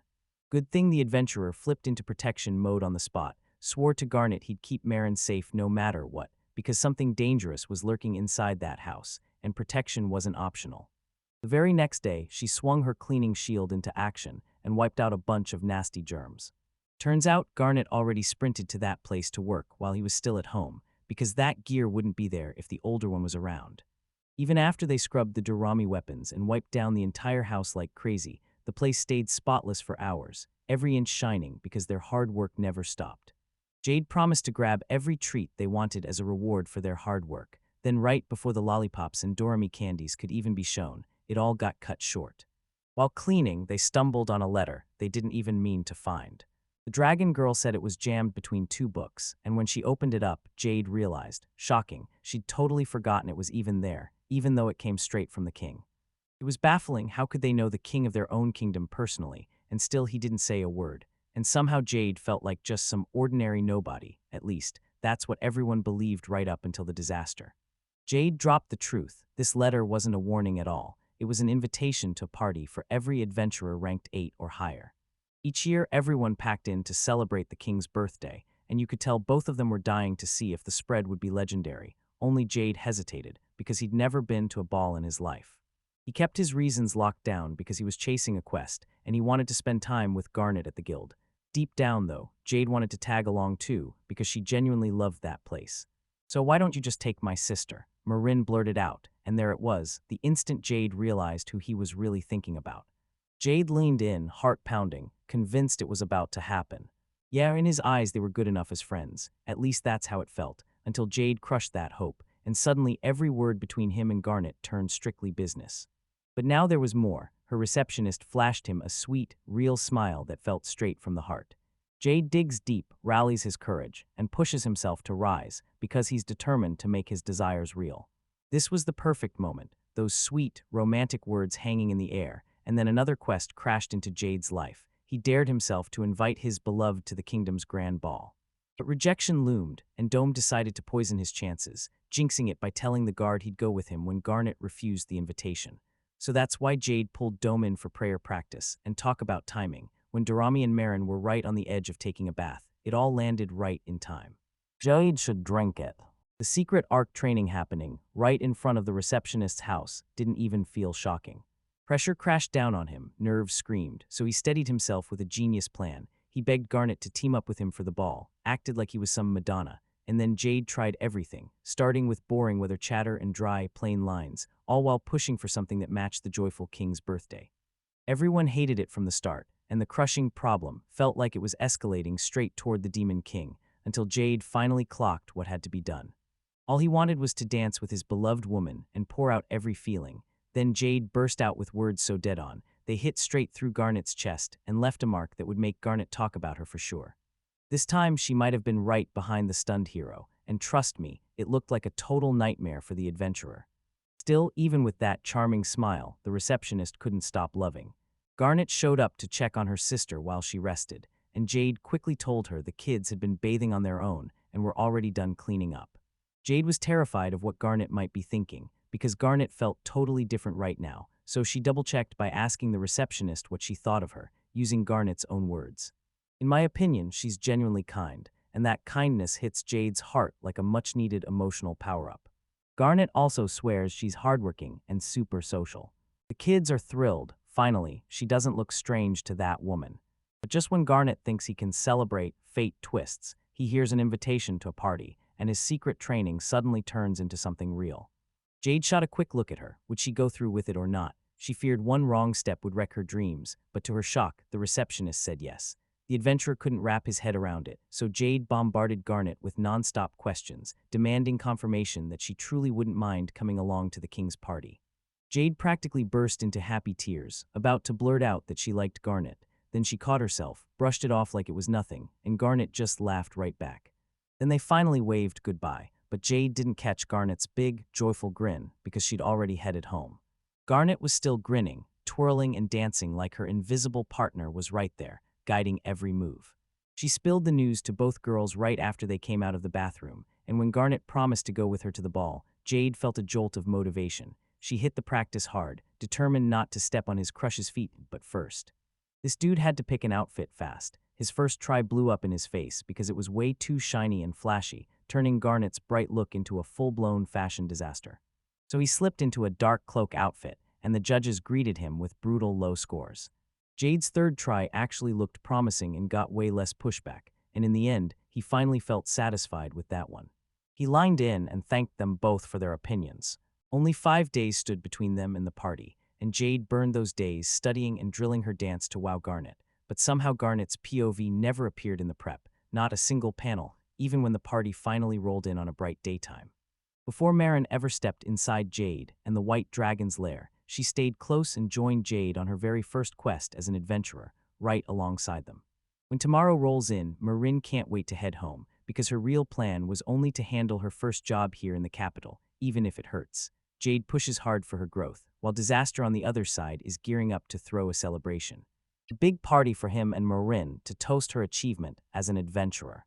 They're rushing to the guild registration office, like that's the only place that can save them. Even with nerves clawing at her, Marin still tackles the whole thing solo, no help, no backup. She obediently follows every step to get registered, then fills out the papers Mar hands her, before handing over the magical crystal to find out what crest she's going to awaken with. At last, a flower symbol blooms, granting the rookie adventurer a direct escape back to her friends, where she can finally burst in and deliver the good news. When she finally snatches the exact same crest as Lucky Jade. He's got this girl's back, so he kicks things off right away, racing to the mountain where she'll finally face her deadliest arch-enemy, a slime monster. She yanks herself free of Slime's grasp and bolts down the path. Then, just a few seconds later, Marin twists that move like a taunt, snapping Slime's focus with a chicken comparison. It's an unforgivable insult, one that snaps the target out of submission and forces them to fight back, driving them to swarm Marin with non-stop attacks. Even with all that power, she still upgrades herself, leveling up from the inside out. Marin quickly spots a smarter way to win, jabbing her sword straight at the enemy instead of swinging it, and the slime shrivels into a tiny, dull voice, then finally blurts out, "I did it." As Marin finishes her debut quest as a flower. Now all that's left is for the adventurer to meet the handsome receptionist and request a meeting with him every single day until he finally becomes the greatest adventurer. Alright, this time Jade finally gets ready for the party, and boom, she nails a flawless look with a perfect 100% passing grade. Durrami and Marin say Jade can't shake the nerves, only a few hours left before she finally chases one of her biggest dreams, dancing with Garnet in the castle, and she's praying the receptionist shows up a bit late since he's still stuck on his work shift. That sudden knock slams into the room, and everyone freezes in shock. But that doesn't stop Jade. She rips it open anyway and freezes, starstruck at the sight of the love of her life. He just stood there, staring at her outfit and every detail of her look, because he couldn't pull his eyes away from the gorgeous woman right in front of him. With that angelic voice, Starstruck leans in and asks Jade if he's been waiting way too long for her to finally show up. As their eyes lock, Jade melts into this dreamy spell. Then the magical night closes in, and he sweeps into a dance with the woman he loves. Just a moment later, Jade locks eyes with Garnet, and suddenly Garnet's beauty steals every word right out of her mouth. He blew past Durrami and Marin's wild expectations at first, but Jade still couldn't shake the spell. He kept staring at that gorgeous woman like she was the bride destined to marry him. Garnet's husband practically panicked and demanded Jade's opinion on how she looked, yet he needed a few extra seconds, because the moment Garnet finally said his name, shock hit him so hard he couldn't answer right away. Jade never held back. He made sure Garnet knew she looked absolutely stunning in that dress. The adventurer's compliment lit up the receptionist's face with a beautiful smile, which made Jade's face light up all over again. So they dropped everything and headed out right now to the fountain in the square, exactly what Garnet demanded. They slipped out while it was still way too early for the big party to even kick off. As the kids' party kicked off, they cheered for Marin's first real adventure win, trading stories about how the Lucky Slime conquest wrapped up before the sky turned dark, right before disaster finally showed its face. They cheered her on one more time, pouring out full support, knowing tomorrow would tear them apart. In this drunken spin, Durrami and Marin downed a cup of milk until they finally felt full, and while Marin pictured the lollipop like it was a holy little blessing, she suddenly knew she wanted to buy something for Garnet using her own money. Just remember this, Manhwa paid her, but it still wasn't enough to make up for what she was really going through. By then, everyone had already spent it on Dorami candy, and they just couldn't stomach watching their friend crumble like that.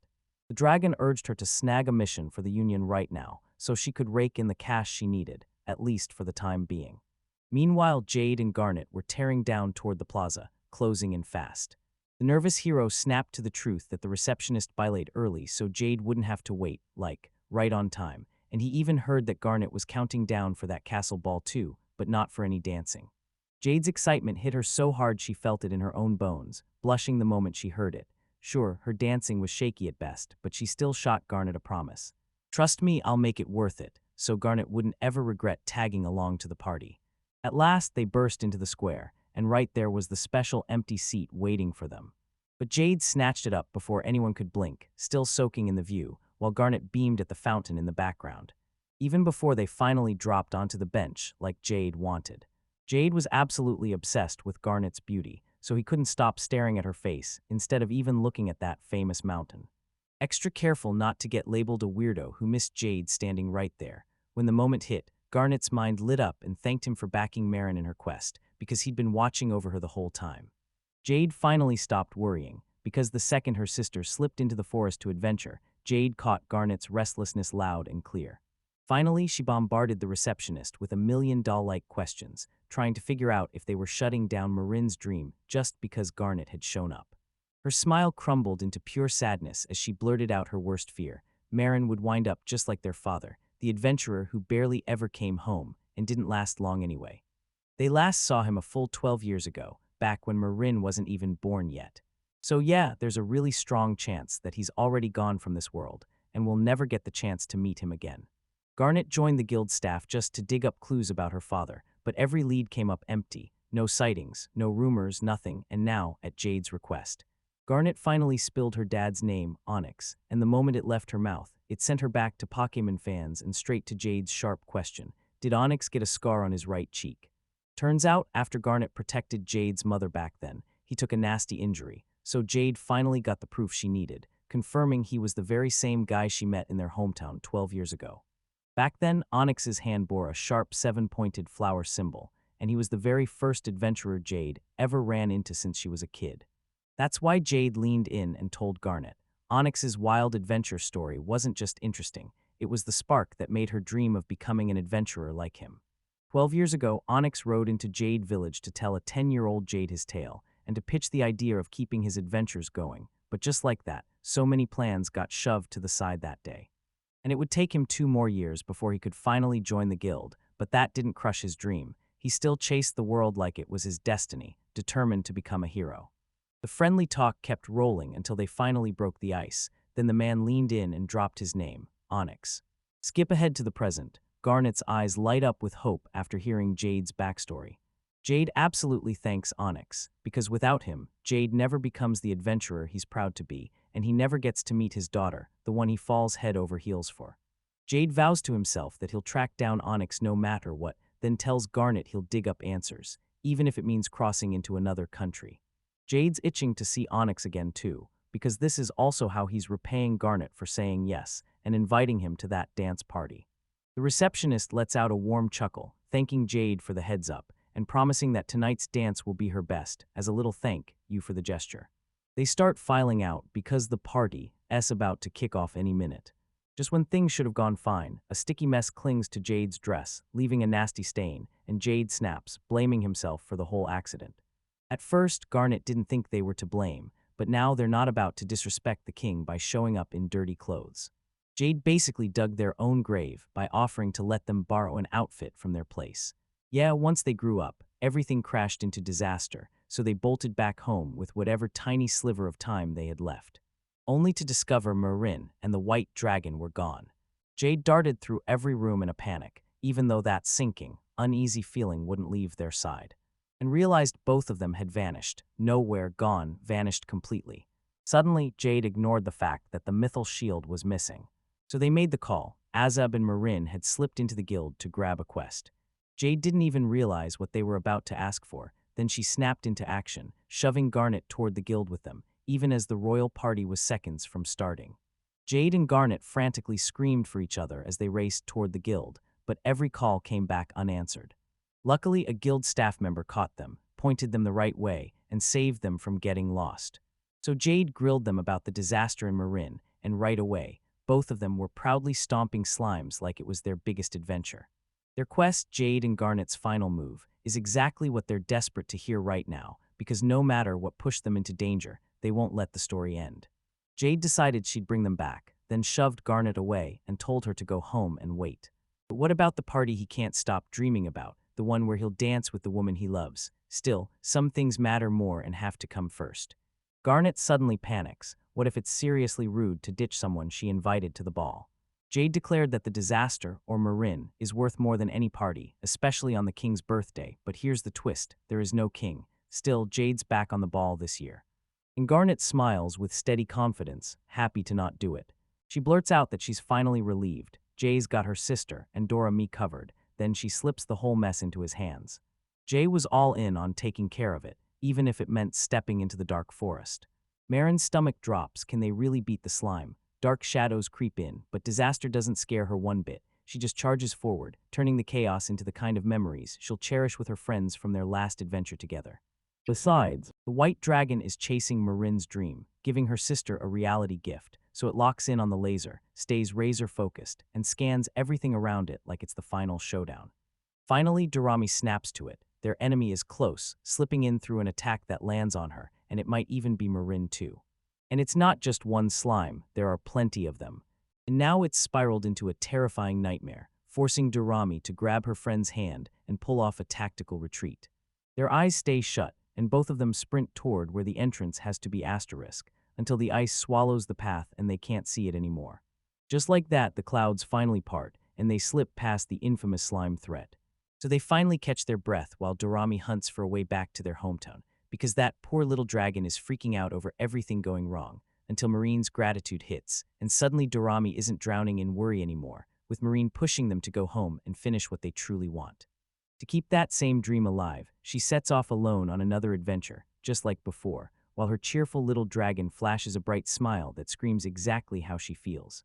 This is the hard part. How do you quiet their raging souls, smother that hunger, and lead them back to the capital? Someone's trying to crash their party, right into the squad. And it's none other than this bare-winged creature, gliding in like it's harmless, ready to steal a few bites of candy from both of them. This person looks friendly enough, until those scary fangs come into view, yet Dorami and Marin are losing it, screaming at the top of their lungs, because they've just stumbled on a wild beast that can only be taken down by someone lucky enough to be rank 3. Morin realizes these monsters are blind and deaf, yet their noses are razor-sharp, so he tosses the jerky to yank the bear's attention away. So they can bolt for their lives again. Anxiety crashes over Dorami, dread swallowing every breath, because once they face that monster again, there's no way they can fight it and walk out alive. At last, they spot an empty cave, dive inside, and test if this could be their next hiding spot. Despite that weird, stomach-turning smell that makes everyone sick, Marin barely has a minute to breathe before she spots another monster's lifeless bones wreaking havoc all over the place. They're convinced this cave is the bear's own nest, so yeah, late-night monster snacks are still a very real threat. Dorami and Marin sprint straight for the cave entrance, only to slam on the brakes when they realize it's already too late. They were already out of time, then the winged bear slammed into the only route out and cut off their escape. The moment pushed Marin to crawl up and kneel in front of it, blaming herself for wanting to join them on a mission that was way too dangerous right now, while the white dragon stewed in the idea that it was all her fault, as Marin fought with the question of whether she should switch back to her original form, terrified that Garnet, her sister, might end up hating the dragon girl she'd become.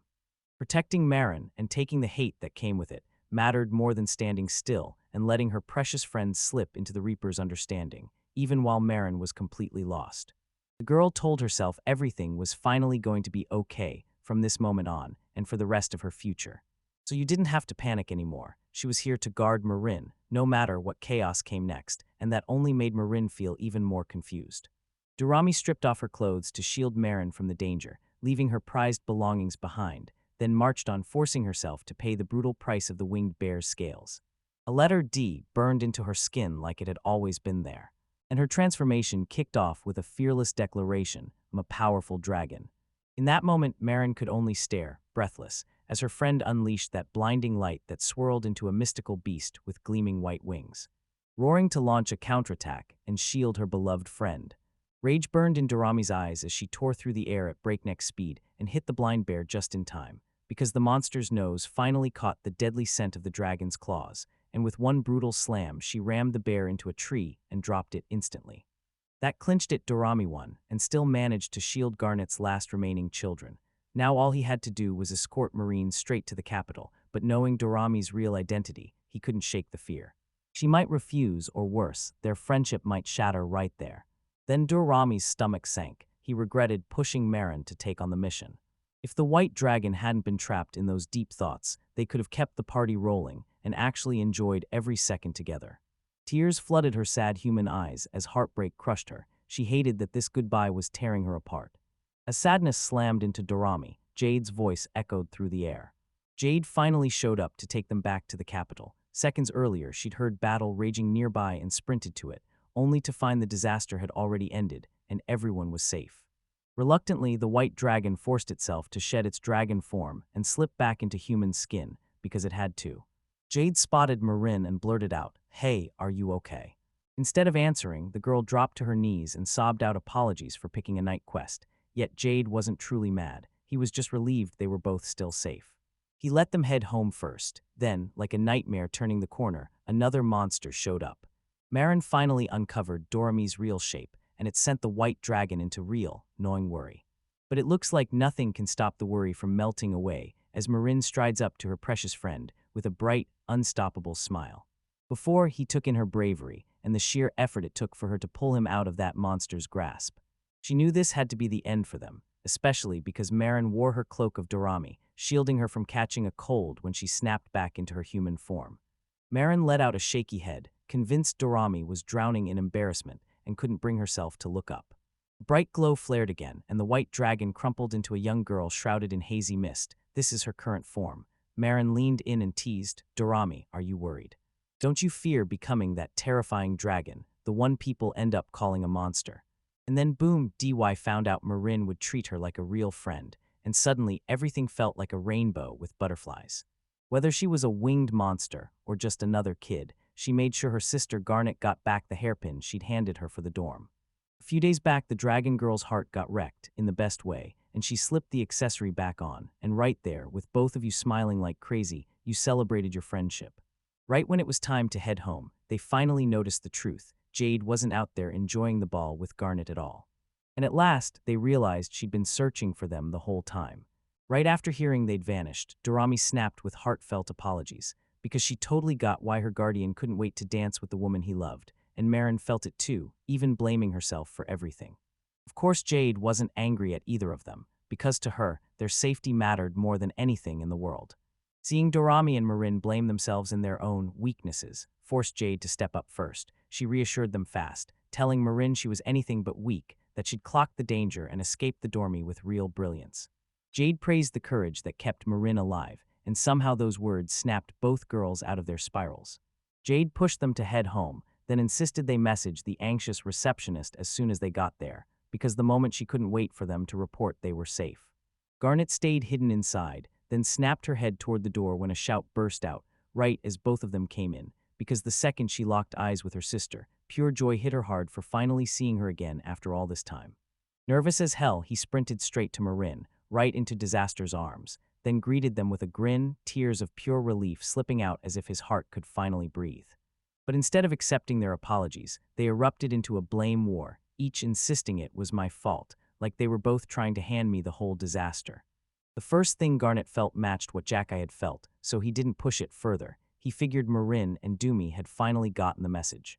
So Garnet didn't take Jade's help for granted. She thanked her for everything and told her to come straight to him if he could ever repay that favor. Jade pulled Garnet aside and promised a huge party next year so they could keep the celebration going, even though the one they'd just finished was already over. As always, Jade slipped her real motives into the cracks, smiling like she loved dancing, while something sharper burned underneath, leading the receptionist to suggest they cut loose right now and stop waiting another 12 months for yet another shot at it. They ditched the usual spot and slipped into a dead-empty room, where they danced like nobody could stop them, while a gramophone blared music and filled the silence. Jade and Garnet locked eyes, and then Jade pulled off the one impossible move, grabbing the woman's hand and holding on. For the first time, Jade felt how gentle and slender her fingers were, and it completely disarmed him, making him panic he'd accidentally yanked Garnet too close and hurt her mid-dance. Garnet, cheeks burning with embarrassment, creeps up to her partner, trying not to make a sound. They shoot each other nervous smiles, so close their faces are only inches apart. Jade catches a flash of Garnet's scent, and with her partner's chest pressed gently against her, she gasps like her body just lit up. As that sweet romantic music swells in the background, they finally start dancing, and the moment their eyes lock, it's like the whole world disappears for both of them. Savoring the moment when their long-held, unrequited feelings finally ignite into something real and breathtaking. Nervous panic drove him straight to Marin, right as disaster loomed. Then he grabbed them in a tight embrace, smiled through shaking relief, and let a few tears spill.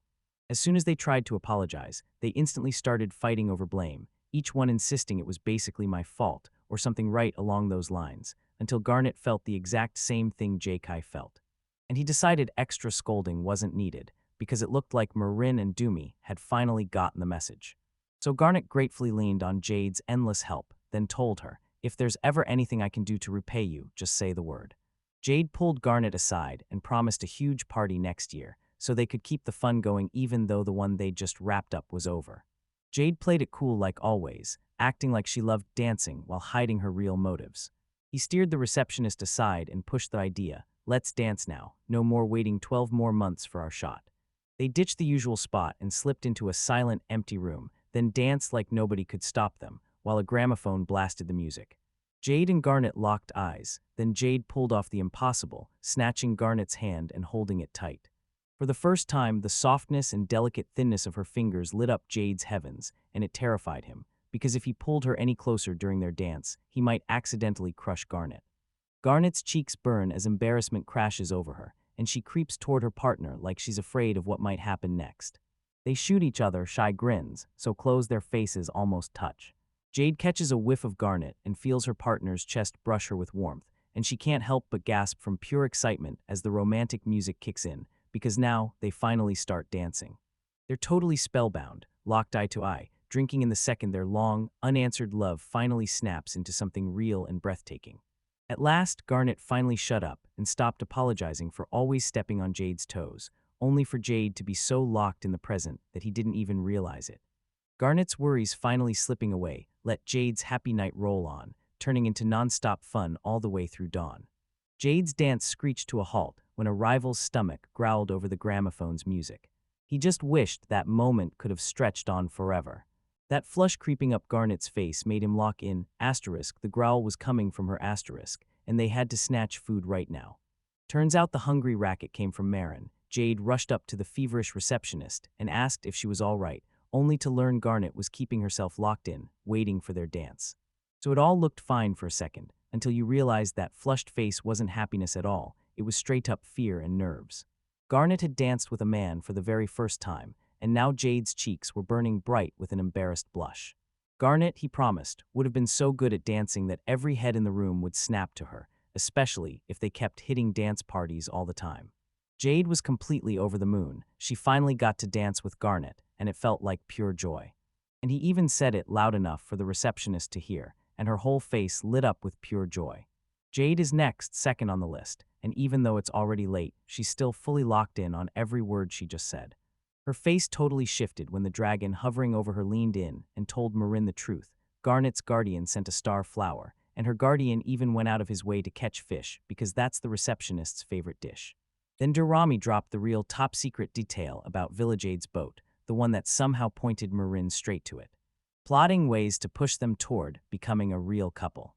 She nodded along at first, but it took her forever to finally catch the truth. Jade didn't just like Garnet, she loved him hard, and she wanted more than a friendship. Their bond wasn't some cute puppy love thing at all, and Marin could barely contain her excitement, because once Durrami dropped that bombshell, everything was about to explode into romance. Jade clocked that Garnet was right there, and the moment hit her, everything she felt, all at once, but Garnet still couldn't stop the stammer as he tried to either deny it or back up the dragon girl's words. That's why Garnet finally worked up the nerve to ask the adventurer, straight up, was it true he really loved the receptionist's face, with zero disappointment or disgust showing at all. Meanwhile, Jade was shaking with fear and embarrassment, because the moment this person went cold, it felt personal.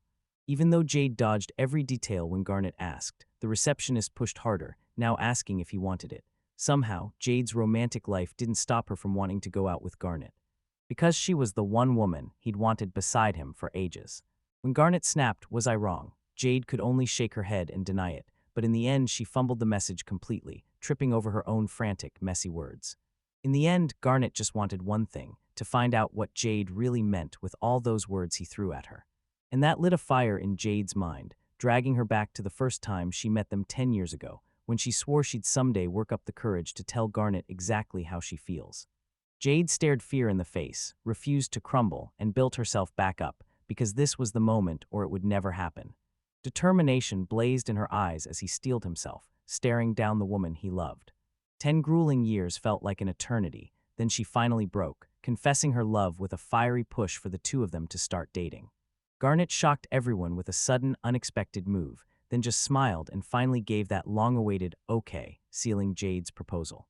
As their feelings snapped into place and proved to be exactly what they both needed, Garnet wanted it too. Then, at last, their friendship surged into the lover's bond Jade had been craving since those first few heart-stopping milliseconds.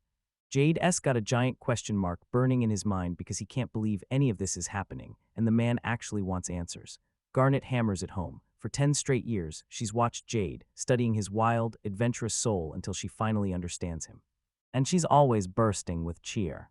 That's why they end up as lovers, and trust me, the receptionist is going to be absolutely thrilled. And it's even truer for Jade, maybe happier than that woman. That's why it feels like checkmate for anyone who doesn't believe, especially the people who try to sink the ship, because Jade finally finishes her ultimate romance quest, and that massive boat fires up and sails. Jade is a full-on 101% ecstatic. His lifelong dream has finally exploded into reality. So he swears on his life, promises Garnet he'll make her happy, no ifs, no buts. They just got slammed with congratulations from the disaster itself. Marin drags Jade back into the spotlight, and in that moment, his lifelong dream finally hits, harder than he ever imagined. The very next day, they roll with Marin all the way to the train station, because this goodbye is finally happening. That beginner adventurer finally arrives. Yeah, of course Marin's blazing with motivation to grind harder and claw his way to rank 10, backed by Roy and Jade's full support, and even Garnet finally, seriously, believes in her little sister. Even though he fought it at first, the moment of no return hit, because that train was about to leave. So the Marines started filing out, right then, right there. Just as the adventure was rolling on, Dorami suddenly yanked her to a stop and pressed the most beautiful stone he'd ever found into her hands, a gorgeous blue Shan gemstone. Marin couldn't stop thinking, was it really okay for her to take something like that, something so valuable? Dorami snapped it out as a condition for Marin. If she stumbled on even more beautiful stones during her journey, she'd get them handed over. Once the deal clicked into place, the sealed Marin slid onto the train and disappeared with it. And with a grin on his face, he happily waved back and tore his eyes off the dragon girl bouncing on his back. She finally dropped to her knees and burst into tears, because Dorami looked so wrecked, like she'd been holding it all in from the start, and that somehow didn't even bother Marin. It was a heartbreaking farewell, but Garnet promised him, "We'll see each other again." And the next day, since it was a holiday, she dragged them all to her parents' house, and yep, her boyfriend was invited too. He should have been on cloud nine, until Jade started plotting the gift he'd hand his mother-in-law, right after Dormi said so. Jade couldn't wait to blast into the next adventure and hit the road to explore the whole world as fast as humanly possible. Especially because Jade's gift lit up Garnet's mother, and because they dug up every scrap they could about Garnet's father. Still, Garnet hung her head, heavy with sadness. Jade thought going out would make her happy, but the plan landed in her life like a punch, because the truth was the exact opposite. Even when Garnet's smiling, Jade won't let anything stop him. He'll do anything for her, because he can't bear the thought of being apart. Jade's cheeks flared red when the receptionist grabbed her clothes and pointed her toward Garnet, someone she swore she'd hold on to and bring back to the guild, because the thought of not seeing him again made her heart feel painfully alone. Yeah, Jade could still slide in and meet Garnet without even heading to the counter window, because, come on, they were already a couple. Jade begged to stay with his girlfriend right where they always were, because seeing Garnet in her uniform lit him up. She looked like an angel ever since he first fell in love with her. Those words wiped out every last worry in Garnet's mind, and she immediately invited both of them over for dinner at her place. But her stomach was practically begging to tear into that meat right now. That's why the dragon girl and her guardian ditched the usual and grabbed breakfast outside, so they could chomp together with the receptionist, who looked thrilled to be included. 3 days later, Doremi watched Jade drift away again, her stomach twisting as she counted how many times it already happened today, because one thought kept hijacking her every second. Garnet. Still, the dragon girl smiled anyway, cheering Jade on and praying for the happiest life with the woman he loved forever. Jade snapped out a grateful thanks for admitting he was running out of ideas to keep Garnet happy. Then right when you think it's over, Dorami drops the truth. She's got a special plan ready. He pitched Jade this idea: go on an easy date, drop the stress, and actually have fun with his girlfriend. The idea of getting closer to Garnet hits like a thunderclap, purely unexpected, and that's what makes it so wild. But tell me, where on earth was he supposed to take her? The odds of Garnet having a great time are sky high if, and only if Jade can find a sweet spot to take his girlfriend. So yeah, if you're using Garnet, you'd better hit the shops with her.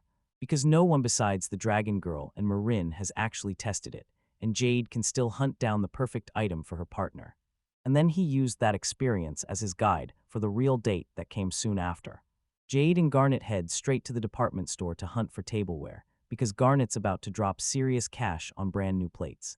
Jade practically pounced on the moment, determined to prove he's the ultimate boyfriend, so he went straight to the question and asked what kind of plates her lover wanted. And then they learned Garnet wanted a pattern design so the table would pop with life, and after dinner, Jade couldn't stop gushing. She was blown away that her girlfriend was already thinking about stuff like that. She thought she was totally adorable, and that vibe made Jade jump right in, helping them pick tables that fit their taste with zero hesitation. They both hunted through the store for every kind of plate they could find, soaking up every second of their shopping date, until Jade finally spotted a set with a heart design and leaned in to ask Garnet what she thought. They only heard one thing from the receptionist: cute, and Jade couldn't help thinking, yep, same. Despite the shocked screams demanding everyone praise Garnet's gorgeous look, she still snapped it up as a gift for her girlfriend, and right there, the flustered receptionist cut Jade off at the front desk. And the moment the store staff overheard their private talk, the praise exploded even louder. Luckily, Jade snapped back into consciousness. After they wrapped up their shopping, they kicked back and decided to hit dinner at Garnet's place. On the way home, Garnet couldn't help but gush about their mind-blowing first date, ending with a sweet smile she aimed right at her son's stunned girlfriend. They thought it was just rehearsal at first, but nope, this was the real deal, an actual date. Nobody could deny it, Jade and Garnet crushed it, and somehow that wild dream they chased finally became real. After that, dinner hit the table, and the whole place lit up, satisfied smiles everywhere, because they all said it themselves. Garnet basically told them, "You're welcome to show up and eat every day," just so they'd get the message that Jade had postponed her offer. Then, right out of the blue, she blurted to the woman that tomorrow she'd start searching for her father. We all know Garnet's dad is the one Jade admires most, and that's exactly why Garnet gets her word. She'll bring him back no matter what. Even with Garnet's heart all in for her lover, doubt gnaws at her, because Jade's safety still feels like it's hanging by a thread. Brace yourself, the journey is going to be brutal, no doubt about it. And right then, those thoughts were so strong they crowned her as the kingdom's selfless hero, giving her the perfect way to convince Garnet that they'll return home and see her again, no matter what. Then she blurts out her wild plan to sneak into the neighboring country, right as disaster strikes and juice accidentally splashes onto her glass. And she blurts out an immediate apology, because Garnet's not focused on anything else. She's freaking out over her stained clothes and begs Dorami to change right now. And after the dragon girl transforms into a princess, she finally locks in her last, perfect plan. Thanks to the dress Garnet handed her, Jade's girlfriend, who had it back when she was the same age as Dormi and Garnet, doesn't mind at all. The dragon girl can stay exactly the way she is, no forcing those clothes on her.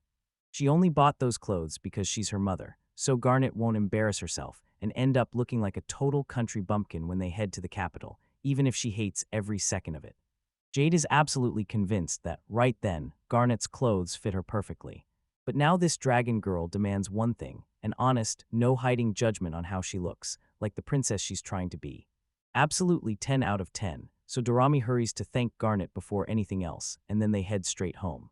She drops onto the bed in that dress and sleeps so peacefully she looks like a white dragon, until a nightmare hits and she snaps awake, screaming in pure terror. In her dream, some mystery force triggers a full-blown catastrophe, and Jade doesn't know who's behind it until the memory hits him. This frightened girl, yeah, she's not just scared, she's facing a monster called the White Dragon. After all that, their kingdom is the only place left that stands between those creatures and the rest of the world, so stepping into any other country has to terrify Dorami so badly she probably knocked her drink over earlier. After they learned about her anxiety, I'm not shocked if people from other countries cut her out, or worse, if hunters decided to target her. Jade offered her an easy out, stay here and mind the house, without ever saying she might get left behind, and Garnet didn't care either way, while Dorami flat out refused to go with Jade on his journey. Even though fear and anxiety were clawing at him over the chance that something terrible might happen. They shoved all that aside and went straight for what mattered most, helping Garnet and Marin, their two closest friends. They had to see their father again and make him smile big time. Still, he nodded after that slap to his own face, disaster or not, because if he hadn't lost his nerve, he'd keep going with Jade to the neighboring country. So they figured as soon as Dawn shows up, we're gone, chasing an amazing adventure while leaving his wife and daughter behind.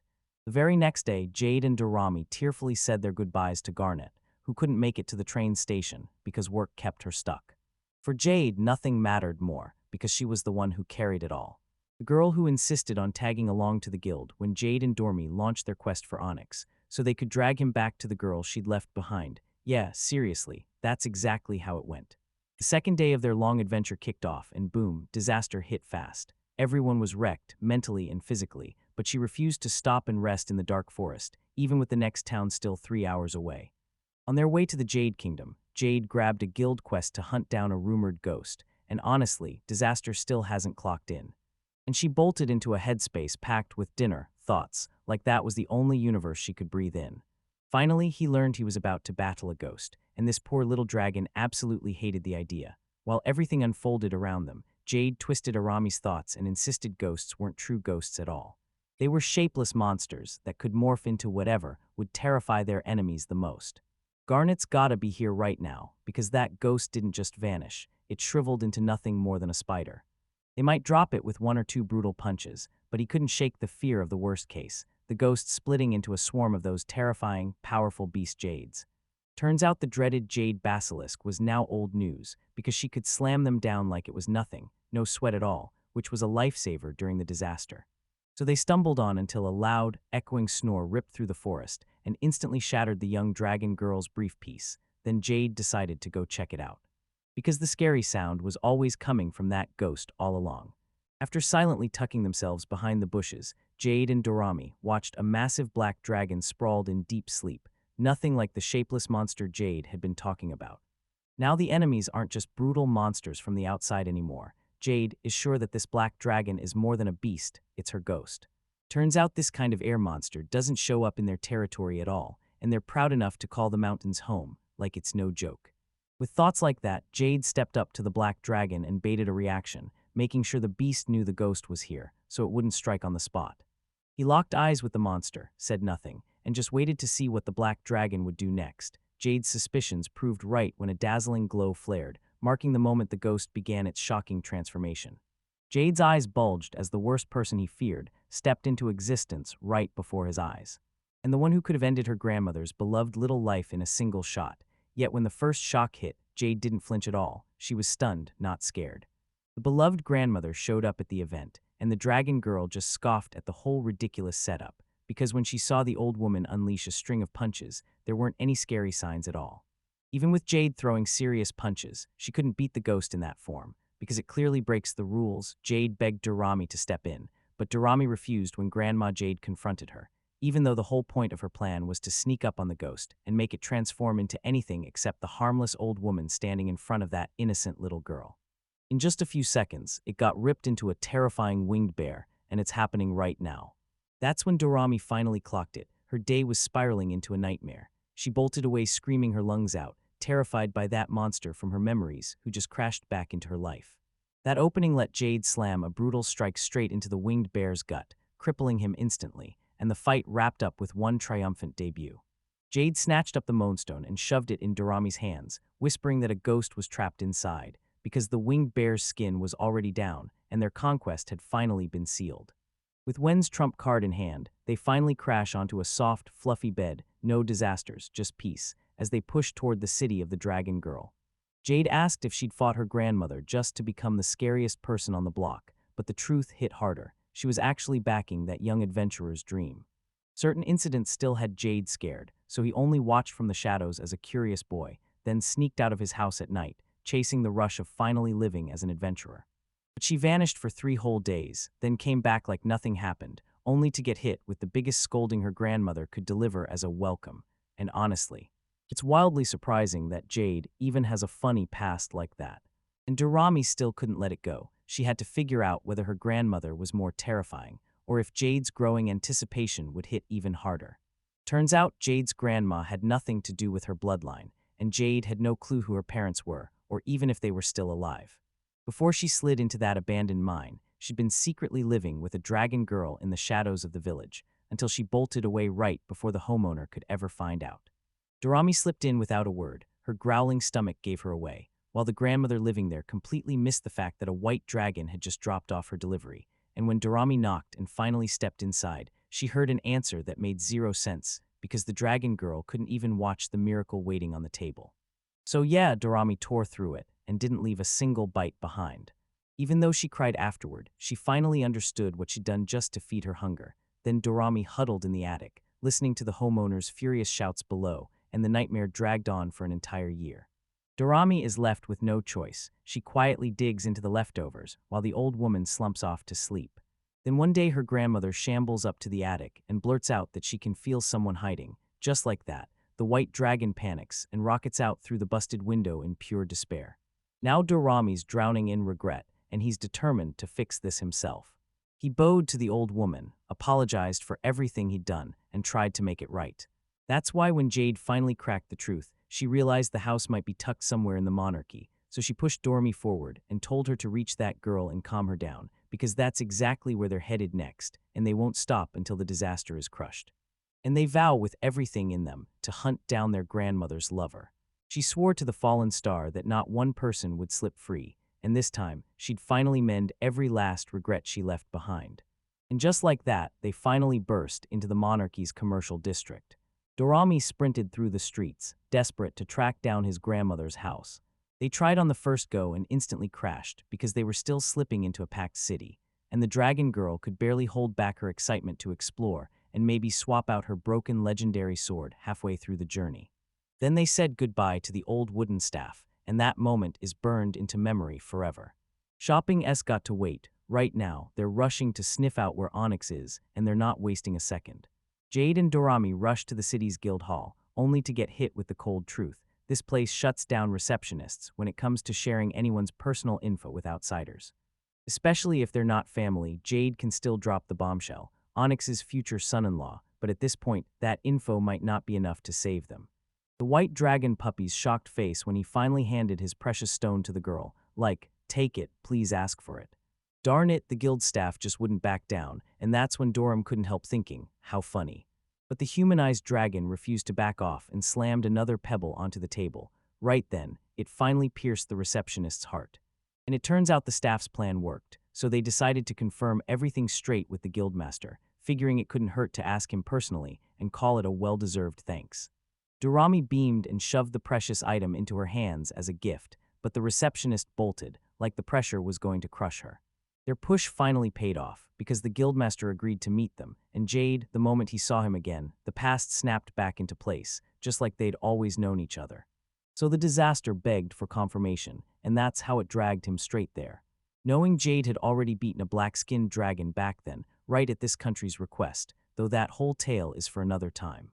When the talk finally snapped back to the main mission, Jade and Dorami seized the opening and begged the guildmaster for help tracking a man named Onyx, vanished without a trace 12 years ago, just like they'd feared, because someone had already started leaking info to others, breaking the rules. But the Federation's chairman was ready to break the rules, just for Jade.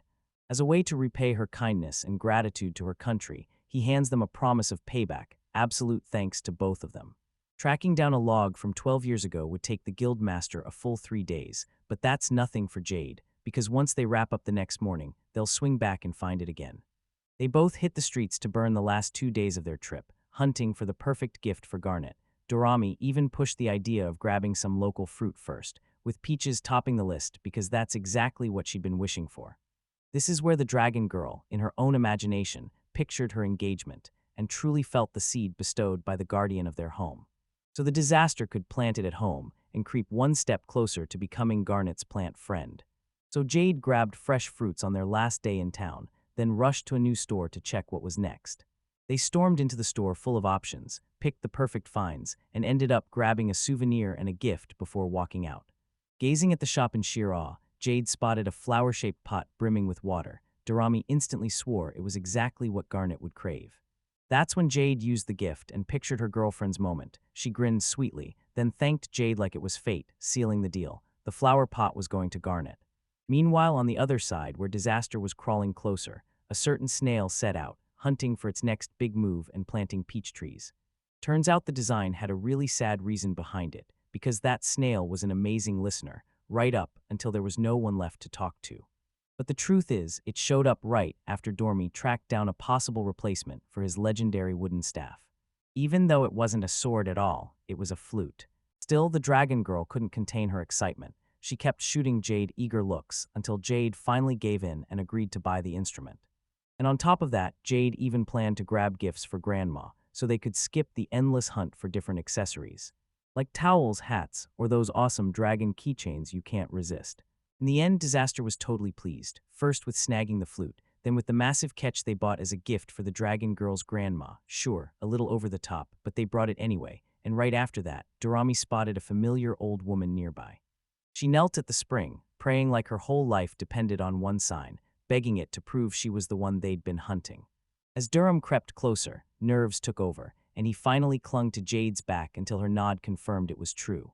Jade lit up at the thought that Disaster could finally apologize to the White Dragon, but her smile didn't last. An icy fear hit her, because she was convinced that old woman was about to swing at her.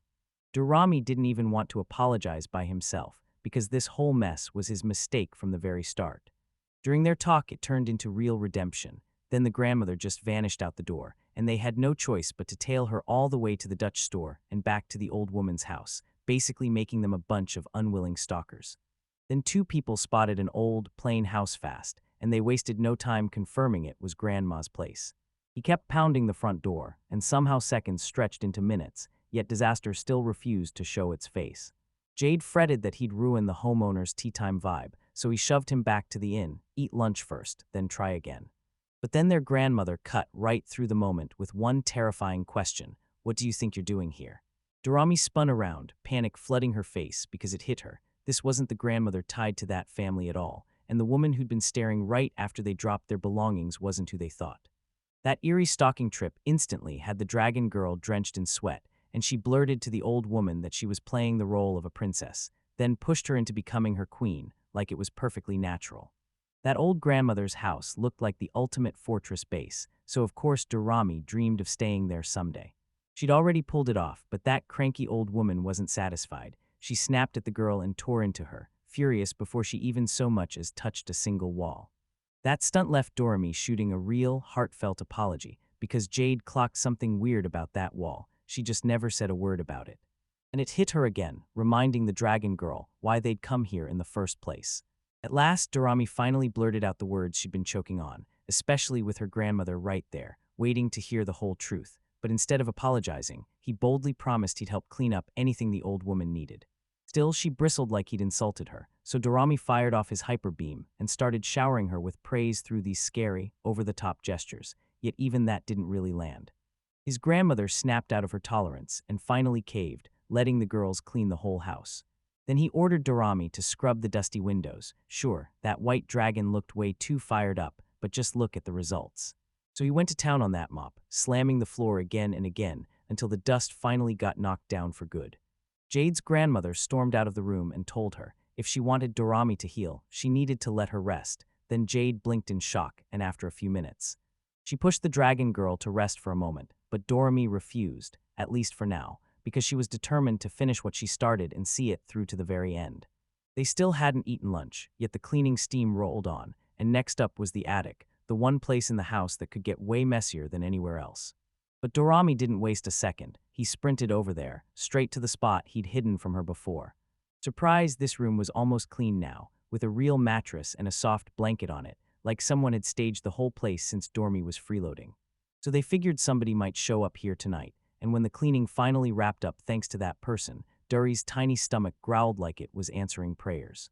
That their grandmother had told them to hurry downstairs before the food went cold, so Dorami's chest swelled with happiness, but worry still clawed at her.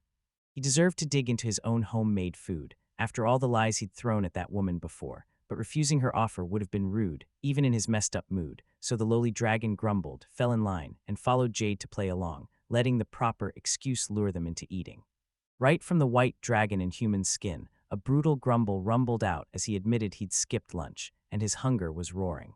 Dorami was so locked in on cleaning that he didn't even notice his stomach start growling until it finally demanded attention. He grabbed this golden chance and dug into the warm soup the old woman cooked just for them. A huge, pure satisfaction lit up his face like never before, and it was obvious their grandmother was thrilled, so she practically pushed Dorami and Jade to dig in and enjoy every bite. When night finally dropped, the dragon girl flopped onto her bed, refusing to sleep because she still wanted to tackle the chores, despite her grandmother's insistence. Dorami slumped in her thoughts, eyes heavy, fighting to stay awake after her apology attempt totally flopped. Sweet dreams poured from her mind, and Jade only managed a smile as he replayed the dragon girl's hard-earned efforts. Ever since they kicked off cleaning that morning, Jade spotted a dazzling burst of light pouring in from the main street. He pictured the whole scene, him soaking in this insane view with Garnet beside him on top of the mountains, and that's when it hit. This was their date right here. A dreamy moment, that is, until his grandmother crashed the scene and turned his imagination into a full-on screaming horror. Still, Jade figured she must have said something, because Dorami had already gone to sleep. But the old woman wasn't having it. She refused to let anyone wake her up. So out of nowhere, she swiped a chunk of Jade's time for herself. Jade was suddenly offered tea at the table, and Dorami watched in shock as the grandmother poured one for herself too, no sugar at all, because she simply couldn't stand sweet things. Her grandmother slipped some candy onto the table and walked away. Jade noticed her and the donuts she'd grabbed, and the moment he saw them, he blurted out, "Are you waiting on a guest tonight?" The answer hit like a curveball. the food wasn't for her or Dorami at all, it was meant for someone who wasn't here. Then the donuts were shoved straight into the dragon girl's hands, right as Grandma snapped at her for running around and touching the walls. She was trying to stop her from hurting herself and getting injured, plain and simple, so the old woman wasn't really mad at the girl at all, unlike what all of a sudden went down outside. Jade's grandmother leaned in and asked if they lived around there, and the moment Jade revealed they were both from the Sundale Kingdom, her face lit up with a bright smile instead of a frown. Turns out Grandma grabbed this moment to personally thank Jade for something absolutely surprising. The old woman lit up with joy. She'd recognized the dragon girl the whole time. After a whole year living with Dormi, she remembered it so clearly, so safely, that she'd never mix up who she truly was. Turns out she was the old woman's daughter, back when she still lived here, too, until she finally struck out on her own, and now she's out living her best life. Jade felt every ounce of the grandmother's emotions, calling it a brutally complicated experience, especially since she doesn't have kids of her own yet, and she could already imagine how it would hit her when the time came. Jade pictured her future with Garnet, her children laughing, brimming with joy, yet the moment still stung because she knew one day they'd walk away, chase their own lives, and grow independent. Of course, our protagonist just broke down in tears, and even the grandmother's tears fell a little strangely too. Still, she insisted she wanted to be with her grandkids again, but she wouldn't push them because she knew in her bones that calling them home would be selfish. Right in the middle of her happy moment, a goofy roommate suddenly burst in from out of nowhere and scarfed down the leftovers, right in front of her face.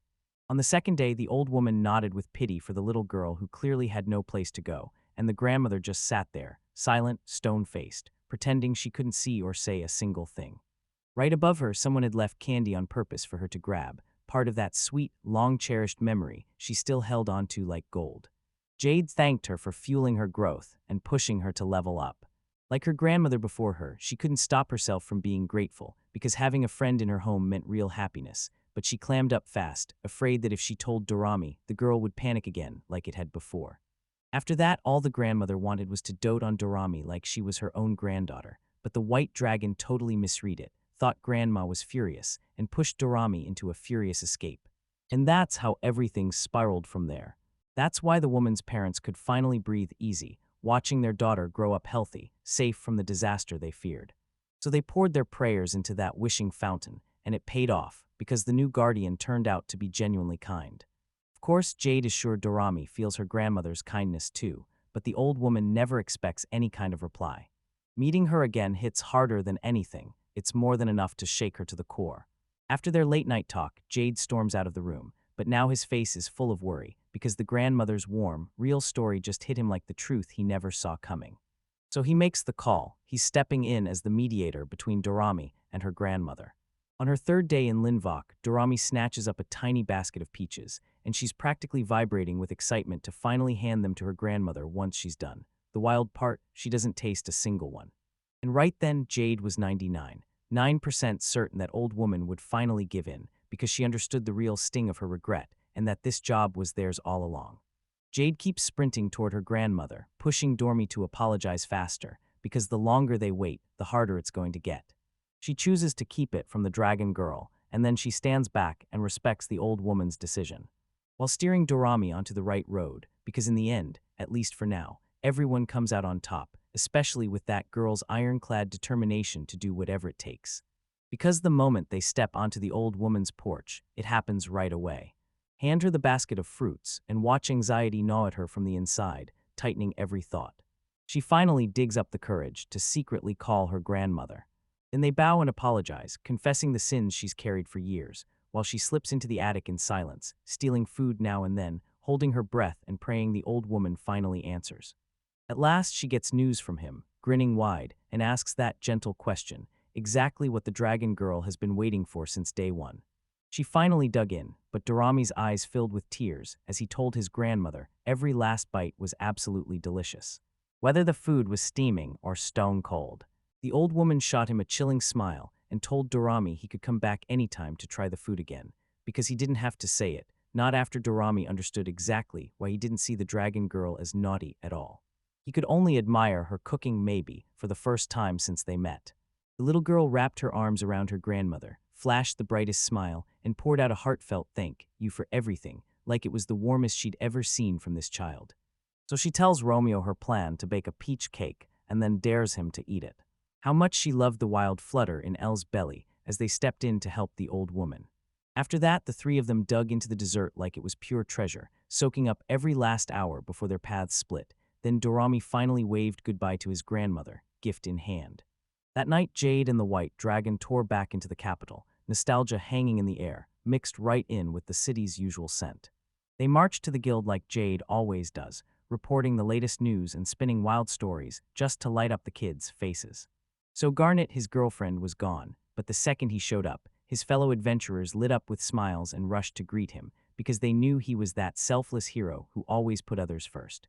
They thanked Jade again, roaring with relief after she crushed that high-level boss, cutting down the monster count so they could finally keep trekking without the usual terror that this mission might cost them their lives. Even if the real plan is just to get closer to Garnet, Jade still lights up because he's actually making a difference in people, even if it's only a side effect. At last, the moment he's been craving hits, because Jade finally gets her chance to walk up and meet the receptionist. He keeps it totally professional, flashes her a real smile, and introduces himself like they've never met, while Garnet still looks straight-up charming and Jade's heart finally lights up with honest joy as he says exactly what she needs to hear. Even if it's just some totally ordinary message in guild chat. That $20 million compensation, it's basically pocket change now, something easy to shrug off. Because the real truth is this, both of them just want one thing, to finally talk again after all that time apart. After Jad and Dormy finally ripped open the door back to his home, they rip through their hall fast, so Jade can hand Garnet the gift later with zero hassle. Jade also has to hit him with one brutal truth. There's zero new info on Onyx, and the neighboring guild's records are totally blank, nothing since he vanished. Jade might only have a letter of introduction from the guild master, so she can ride into Vox's capital and dig up intel, but the clock's still ticking, and there's still so much to uncover. They show up right now, and Garnet is waiting, ready to welcome them back with open arms. After all that time, Jade finally bursts with relief. He's back, and this reunion isn't just exciting anymore. He's here for his lover, fully showing up and sharing his presence. But before we go any further, Jade needs to talk about something way more important first. Dead in the middle of the deep night, the three of them slipped into a restaurant for dinner, because Jade had to tell Garnet one brutal update. The guild had zero info on what Onyx looks like in any commercial city across links, so she was heading for the neighboring capital next. Even with all that missing info, Garnet didn't budge, because he refused to let Jade panic and sprint after her father. Even though he hated being alone, it felt way worse when they weren't there. Jade and Dormy felt the same way, but Jade wouldn't quit. She only wanted to stay by Garnet's side, chasing his happiness with all her heart. You had to track down Onyx as fast as humanly possible. Garnet's heart lit up at Jade's words, and his worries melted away, so suddenly, he blurted out to Onyx that Jade was his gentle, loving girlfriend. Jade couldn't shake the fear that Onyx would never approve of their relationship. Even with Garnet swearing it'd be fine, there was no way her father wouldn't notice her. Jade still couldn't shake it. That gorgeous, heavenly boyfriend of hers felt way too perfect, like he was suspicious. So she couldn't stop spiraling over one terrifying thought. What if Onyx refused to just hand his daughter over to him? After he stuffed himself, Dorami was so full it practically hit the ceiling, and for dessert, he crushed down a mountain of peaches. The three of them started teasing the little girl's stomach, so huge it looked like a dragon was curled up there. Then Garnet let out a pleased little remark about all the massive gifts Jade and Dorami had brought. Even when Jade insisted it didn't bother her, she still worried she'd gone a little too far with the gifts, so Garnet stepped in, promised Jade would genuinely appreciate them, and somehow found another way to thank her all over again. That boy poured out anime tears from pure love, but disaster was already creeping in from the other side, while his hand shook with worry, because it looked like he might not actually end up buying a gift for his girlfriend's guardian. Still, Garnet smiled and thanked the little girl for letting her take a bite of those peaches. She saw it as a gift, even though Jade was the one who footed the bill. When the dragon girl accepted it, she made it clear it was really meant for her. Jade even pitched the idea that she should tell Garnet about her adventures, like sharing a gift, the kind that really means something. The receptionist leaned in, practically begging to hear every last detail. The tales were pure whimsy, starting with the little girl's giggles and ending with that white dragon nearly nodding off in her chair, because the night was getting dangerously late, and Jade figured Garnet was counting on the same sweet sleep. Then he learns the crazy truth. She's taking tomorrow off to hang out with both of them. So yeah, she had even more reason to crawl into bed only after she finished her shower, because Garnet was stuck with the same problem, couldn't shower at her own place, and every public spot was still closed, like she was trying to make up for that embarrassing mess from their first meeting. Their surprised neighbor, Dorami, dragged Garnet over to her place for a shower night, basically Jade's celebration. Jade didn't think it was a big deal at first, not when the bathroom was already built just for her, until Garnet finally clocked what that invite really meant. Turns out it was Jade who was running out of time, while the punishment practically shoved her toward him and Garnet. With a heavy heart, she might still stop, force a joke, and bet that another S.H.I.E.L.D. hero would show up, but I swear, even in Jade, something was rising. She grabbed control of the receptionist's spot, and somehow that made it clear the receptionist wouldn't be thrilled. And yeah, Garnet would absolutely lose it, so much that she ended up nervously inviting her boyfriend to tag along with them. When Garnet invited her boyfriend, TP, to hop into the bath with them, heat rushed to her cheeks and her face turned beet red. She had no idea whether her boyfriend was taking her teasing or her bath together plan seriously, and he couldn't tell if she was joking until she made her move. Finally, it spat out Garnet, because this hero looked drained, even though he was wide awake and, if anything, pumped even more than before. Garnet marched on without her boyfriend tagging along, while Dorami hurried her to the bathroom. Then Jade freaked out because she wasn't ready to bathe together like lovers. Especially since she still couldn't just grab Garnet's hand like it was no big deal. It turned out to be way nastier than anyone thought. While Bubbles kept playing the famous haze, Dorami and Garnet splashed and scrubbed for all they were worth, and Jade sat inside alone, clearing her head so that S.H.I.E.L.D. didn't dare rise again. And then right there, Garnet stepped out of the bathroom wearing that satisfied, glowing smile, and it was honestly the perfect sight. Watch this young man fall hard in love. He nearly lost his nerve for a second. And in the end, the selfless hero still won, because all day and night, his heart wouldn't stop pounding, and Garnet promised him tomorrow's date, so escorting her was everything. So Jade decided to practice holding Garnet's hand like it was totally natural, and in no time, she even added weight to her grip in a single flash. And when Garnet popped in with a bright good morning, while gripping a basket in her hand, you could tell, yeah, it was food. Jade couldn't stop smiling at her. Her cuteness was straight up irresistible, and the day with Garnet felt like the exact definition of happiness, until the moment of truth hit, the one that would decide if she could finally reach for his hand again. And honestly, the training felt weirdly off. Garnet kept locking onto Jade's neck, like she'd found the missing piece, and that truth had to stay hidden for a bit longer. Then Garnet finally turned away and dug into the lunch she'd made for them, like always. Jade's tears turned into pure joy as she cried right there in front of them, finally kicking off her best holiday. As a brand new couple, they bounced from place to place, racking up sweet little moments and nonstop fun. At lunch, both of them marched to the park with the dragon, and Jade practically buzzed with excitement, ready to tear into Neil Garnet's creation, because you could tell this was going to be an absolute blast. She figured out way too late that her shot at holding his hand was gone, and yeah, food won that battle first. Jade dug into his homemade lunch, a spread of different flavored sandwiches. Especially egg, ham, and cheese, crunching lettuce and juicy tomatoes snapping in the background, while Jade and Dorami dug into lunch that Garnet had made just for them. Turns out that meal was the tastiest thing Jade had ever bitten into. Her mom would sob with happy tears the second she heard, just maybe, that tears of joy. Jade suddenly caught her boyfriend locked on a theater sign nearby, and without missing a beat, she grabbed his attention and pitched, "Let's go watch a play next." Garnet definitely wanted to hit that place too, and Jade lit up with excitement as she happily tagged along. Especially because Jade swore that spot was basically built for a romantic date. So the three of them squeezed together, side by side, and stared at the play's opening as it began. And it landed way more heartbreak than Jade ever wished, because it told a love story between a knight and a princess, two people living worlds apart. Their love never came easy, because their worlds were totally different. Jade felt lucky for a reason as her mind raced. Sure, they might call her a princess, but if things played out the way they could, she'd still get her shot. As the game dragged on, Jade earned the hero title, until trouble started piling up, and then, one day, a marriage proposal from an enemy kingdom slammed into the mix to push both realms into a ceasefire for their crowns. The princess swallowed her fear and accepted, and the knight reluctantly let her have her wish, not realizing that's exactly where their path would fracture. Turns out the proposal was a blood-soaked trap set by the enemy forces to strike right during the wedding ceremony. In the end, the knight hacked through every opponent, one after another, until it all collapsed into a final duel with the prince. He stormed out as the winner, yet he paid with his own life, spending his final breaths holding onto the prince, and as it all ended, Jade and Garnet stared at the scene side by side, faces heavy with solemn grief.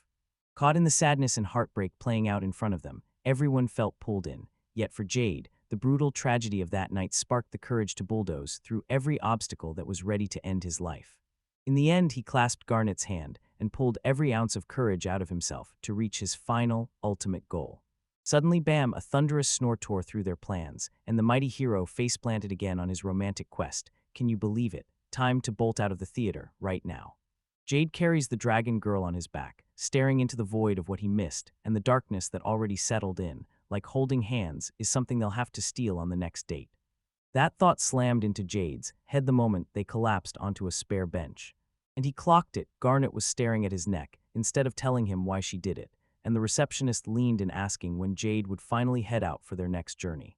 Garnet was only days away from finally introducing Jade to her mom. 2 weeks was all that stood between them, and as the date crept closer, Jade started to panic, wondering if she should come clean about their relationship.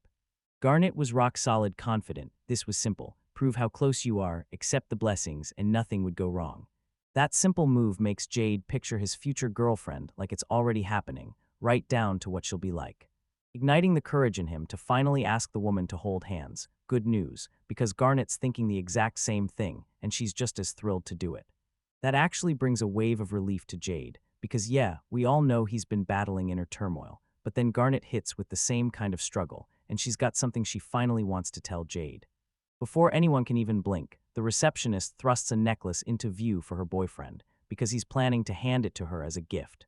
Jade snaps into realization. This gorgeous pendant has the exact same design as the Garnets. Then it clicks, this matching necklace actually belonged to Garnet's parents, and that means it all came straight from his mother, so yeah, this precious gem is from Onyx. So Jade can't stop worrying she won't deserve a gift that valuable, but Garnet insists she'll pass it to the one she loves, and her mom swears the real magic is this. The caring girlfriend is the one who's meant to give it. That necklace could turn their bond into something real, two hearts learning to love and cherish each other, and once it clicked into place, Garnet was desperate to close the distance with Jade. And Jade took that gift with zero hesitation, then vowed to Garnet, right to her face, that they'd be together forever. After it was all said and done, the receptionist couldn't wait a second. She reached to put the necklace on her boyfriend. So she stepped into a stance that looked like she was hugging Jade, and this was really Jade's first ever hug. Garnet had to dig deep, forcing herself to steady her nerves and reassure her through it. Garnet just slid the pendant on. Come on, aren't they totally a couple? That heavenly little moment vanished in a flash, but Jade was glowing, thrilled to get that precious gift and the warm love from the caring receptionist. Moments later, she snapped awake, only to find she'd been magically flung outside, staring at the chaos unfold right in front of her. And the dragon girl already knew they'd be heading to Garnet's mother in just 2 weeks, so she practically vibrated with excitement, because that also meant she'd finally get to play with Marin again. With the mood shifted, the sun dipped fast and the chill crept in, so Jade grabbed his girlfriend's hand and urged them to head home together. Garnet flashed a smile, then slipped Jade's hand into hers and laced their fingers tight as they headed home to seal this huge date, while the normies burst into wild laughter, and the team stood behind them 100%. A few days later, Jade and Dorami stormed into the guild hall in Linvox's capital, ready to dig up more clues about where Onyx had vanished. The argument dies down for a second, but Jade shoots Dorami a warning. Guild staff won't be able to dig up any Onyx visit logs for the next 5 days. Luckily, the city has its hands full with a king's birthday festival, so they've got breathing room for now, and the big question is how long the celebration will run. Thankfully, it's set to kick off around 3 o'clock and go on for several days. So Dorami and Jade finally get some breathing room to hunt for souvenirs and gifts, because in just 10 days, Jade's about to make her huge grand entrance to Mother Garnet. Jade couldn't shake the jitters at all. She was still absolutely terrified about meeting her potential mother-in-law. But she realizes it's proof they're right on the edge of their blessings. Everything clicks after one wild chance encounter. Dormi watched Jade grow a little more confident, like he finally believed it would all work out, especially after he managed to hold Garnet's hand just a few days ago. Jade leaned in and listened to the dragon girl's wild excitement. She'd spotted a crowd, and before either of them could blink, they sprinted straight to where the spirit was. Of course, the festival was blazing with life. How could it matter without all the shops and stalls? And that dragon girl, she threw herself into exploring nearly everything until her energy finally ran out. Dorami took a satisfying sip of the juice she'd grabbed earlier, then grinned as she plotted to share it with the creature called Mamachi. Turns out Mamachi is the peach seed he's been babying this whole time, and now they're staying at Garnet's place until they can finally go home. Meanwhile, the dragon girl spots a booth and starts hunting for the perfect gift for Mamachi. Turns out what snagged her attention was a contest to crown the funniest girl among all the youngsters, and Dorami wants in right now, ready to flaunt everything she's accomplished to Marin. It's going down as a national event, and if she steps up, she's not here for vibes, she's going for gold. Jade stormed up to the event receptionist and filed the disaster report like it couldn't wait. And he pushes her to grab the right costume and weapons to seal the win, while Dorami shrugs it off, convinced her glasses with the handle are all she needs to take the championship. Looks like Lorette just stole the win. Seriously, that dress is pure magic. Sure, Garnet could fit the contest, but Jade's convinced Dorami should snag something that matches her outfit perfectly. Luckily, Dorami actually buys the pitch, try something new, chase those beautiful memories, and steps into the competition. Jade needs one last shove to get her to nail the trick, so she whispers to the dragon girl that Marin will go wild if she spins cool fashion stories, just like everyone expects. And yep, here they are again, tearing into another shopping spree at that clothing store. Right when the Dorami call hits, the rookie contestant snatches the perfect accessory to go for the win, even if it's a skull that screams intimidation instead of laughs. And Jade just can't bring herself to call it a bad move, even though she can tell he doesn't like her. A young girl named Dell showed up and started helping customers pick out everything they needed. And no, it's not because she's some lost kid the white dragon misread as separated from her mom. Dell's actually helping her parents out in their store, assisting customers. That's perfect. Jade is convinced she'll get the feminine advice she needs from her, so she asks for accessory ideas that would match her dress. And yeah, it's not exactly what Dawarami had in mind. Dell flips open a moon pendant and makes it clear it'll outshine anything in that competition. For some reason, Dell practically lights up when she realizes Disaster is going after the gold prize, and she even pitches betting on makeup tricks and nail fixes. Of course, the dragon girl refuses to lift a finger, but Dell isn't backing down yet. She shoves Dorami to pay attention, because this advice comes from the very girl who claimed first place in last year's event, and when the truth hits, Dorami is left staring in stunned amazement, totally thrown off. But the lesson keeps rolling. Now it's all about strutting in high heels and mastering that smooth, graceful walk like a pro. Then Dell steps in, shows the dragon girl exactly how it's done, and when they land first place, it's an absolute win. While Dorami has to grind and practice, Dell's eyes stay fixed on her sweetness, and she doesn't change a bit. Then Dorami lights up at the compliment, pumps her up even more, and tells her good luck for the competition as they keep talking. Dorami couldn't shake her nerves after seeing what her new competitor could do through endless battles. She swore she'd never hand over first place for anything, because deep down, fear drove her, but the impressive girl, Dorami, seemingly just kept showing up to help her parents. "We'll pick you up," they promised, but those high heels were still non-negotiable if you wanted to win. Even on a bright, sunny day, Dell, the kindest soul around, offered the enemy shoes as if they were nothing at all. Dorami wanted nothing to do with those godly shoes, but Dell's kindness made it impossible to say no, so Jade stepped in, bought a pair from the store, and instantly lit up the owner's daughter's face. In the final round, two rivals stared each other down, both burning to prove they were the ones who truly earned the win. With a grin, the confident champion mocked her opponent's music and loudly declared total dominance before striding onto the stage. With every step, she radiated pure elegance, nailing that same flawless, graceful stride that won her the title last year. Instead of sitting around, the challenger showed up with a brand new level of skill. Her walk looked sharper, smoother, and way more refined, like she'd honed it through nonstop practice. Halfway through her performance, Disaster hit, her heel snapped, and the rival lunged in instantly, no hesitation at all. She forced a smile, but everyone could see the damage. Her broken heel was threatening to end her last chance right there. Clutching the snapped heel with white-knuckled grip, she froze mid-step as the crowd around her fell into stunned, breathless whispers. Caught between pride and gratitude, she pushed her rival back and practically begged her to step out, then take the spotlight she thought was hers. The younger girl fought back, and you could see yesterday's encouragement and the whole year of training, pushing her to hold her ground. Before anyone could hesitate, she thrust her own shoes into her hands, ready to pay back that kindness with the same courage. With a bright grin, the younger girl shoved her shoes into his hands right away, daring him to trust her and give confidence back. She shut down any sympathy and insisted going barefoot was somehow easier, completely unshaken by the pain she'd chosen. Watching her vanish behind the curtain, the older girl swallowed her nerves and got ready to step out with pure pride. Thunderous applause erupted backstage right after her performance, and her friends burst in with bright, cheerful music that lit the whole place up with pure joy. Tears spilled down her face as she finally understood it. Real victory isn't about winning at all, it's about kindness, not competition. Applause thundered through the venue as she strode up with unshakable confidence, slipping into borrowed heels like she owned the stage. Later that day, laughter rang through the park as she handed him her prize. Without warning, she exploded into a sprint, tears and rage, and everything in between finally breaking free. Breathless, she demanded answers on the spot. Then she crushed the other girl in the competition, smiling softly as if it didn't cost her a thing. Even knowing she'd lose, she gave it her all, and that rival with zero regrets proved it was worth every single thing. With a grin so bright it could light a room, she clutched the dazzling prize, an amazing gift made to say, "We're friends." Warm praise flew back and forth like music, and every move lit up both hearts way past what the final score ever could. With mutual respect, they forged a bond that turned their rivalry into something deeper and built to last. Laughter burst through the air, and the girls who used to compete just grinned together, no regrets, no tension left. Days later, the Guildhall erupted with noise again, because their wild adventure didn't stop with the contest. It blasted way past that stage. At the counter, Jade snapped that he'd reached his limit, while Garnet stayed ice calm, flipping through the quest report like it was nothing. She studied the mana stone with razor-sharp focus, and he couldn't help but stare, silently amazed by how graceful and locked-in she looked. Just one look from her melted every bit of steel in him, like professionalism suddenly turned into pure, irresistible charm. Even after all the riches Jade clawed her way into, the real treasure, the reason he kept coming back, was her.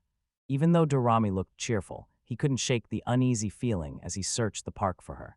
Jade clocked something was off. Dorami wasn't her usual bubbly self, and she stayed weirdly quiet around the other kids. When he called out, she lit up with a warm smile, yet her eyes sparked with something she wouldn't let anyone see. She kept insisting everything was fine, but Jade could see right through her. Her sadness was written all over her face. With a reluctant sigh, she admitted her friends had turned into real adventurers, leaving her old stories to fade behind the quests they were living. Terrified of becoming obsolete, Dorami blurted out, "If everyone's gone, who's left to actually care about my stories?"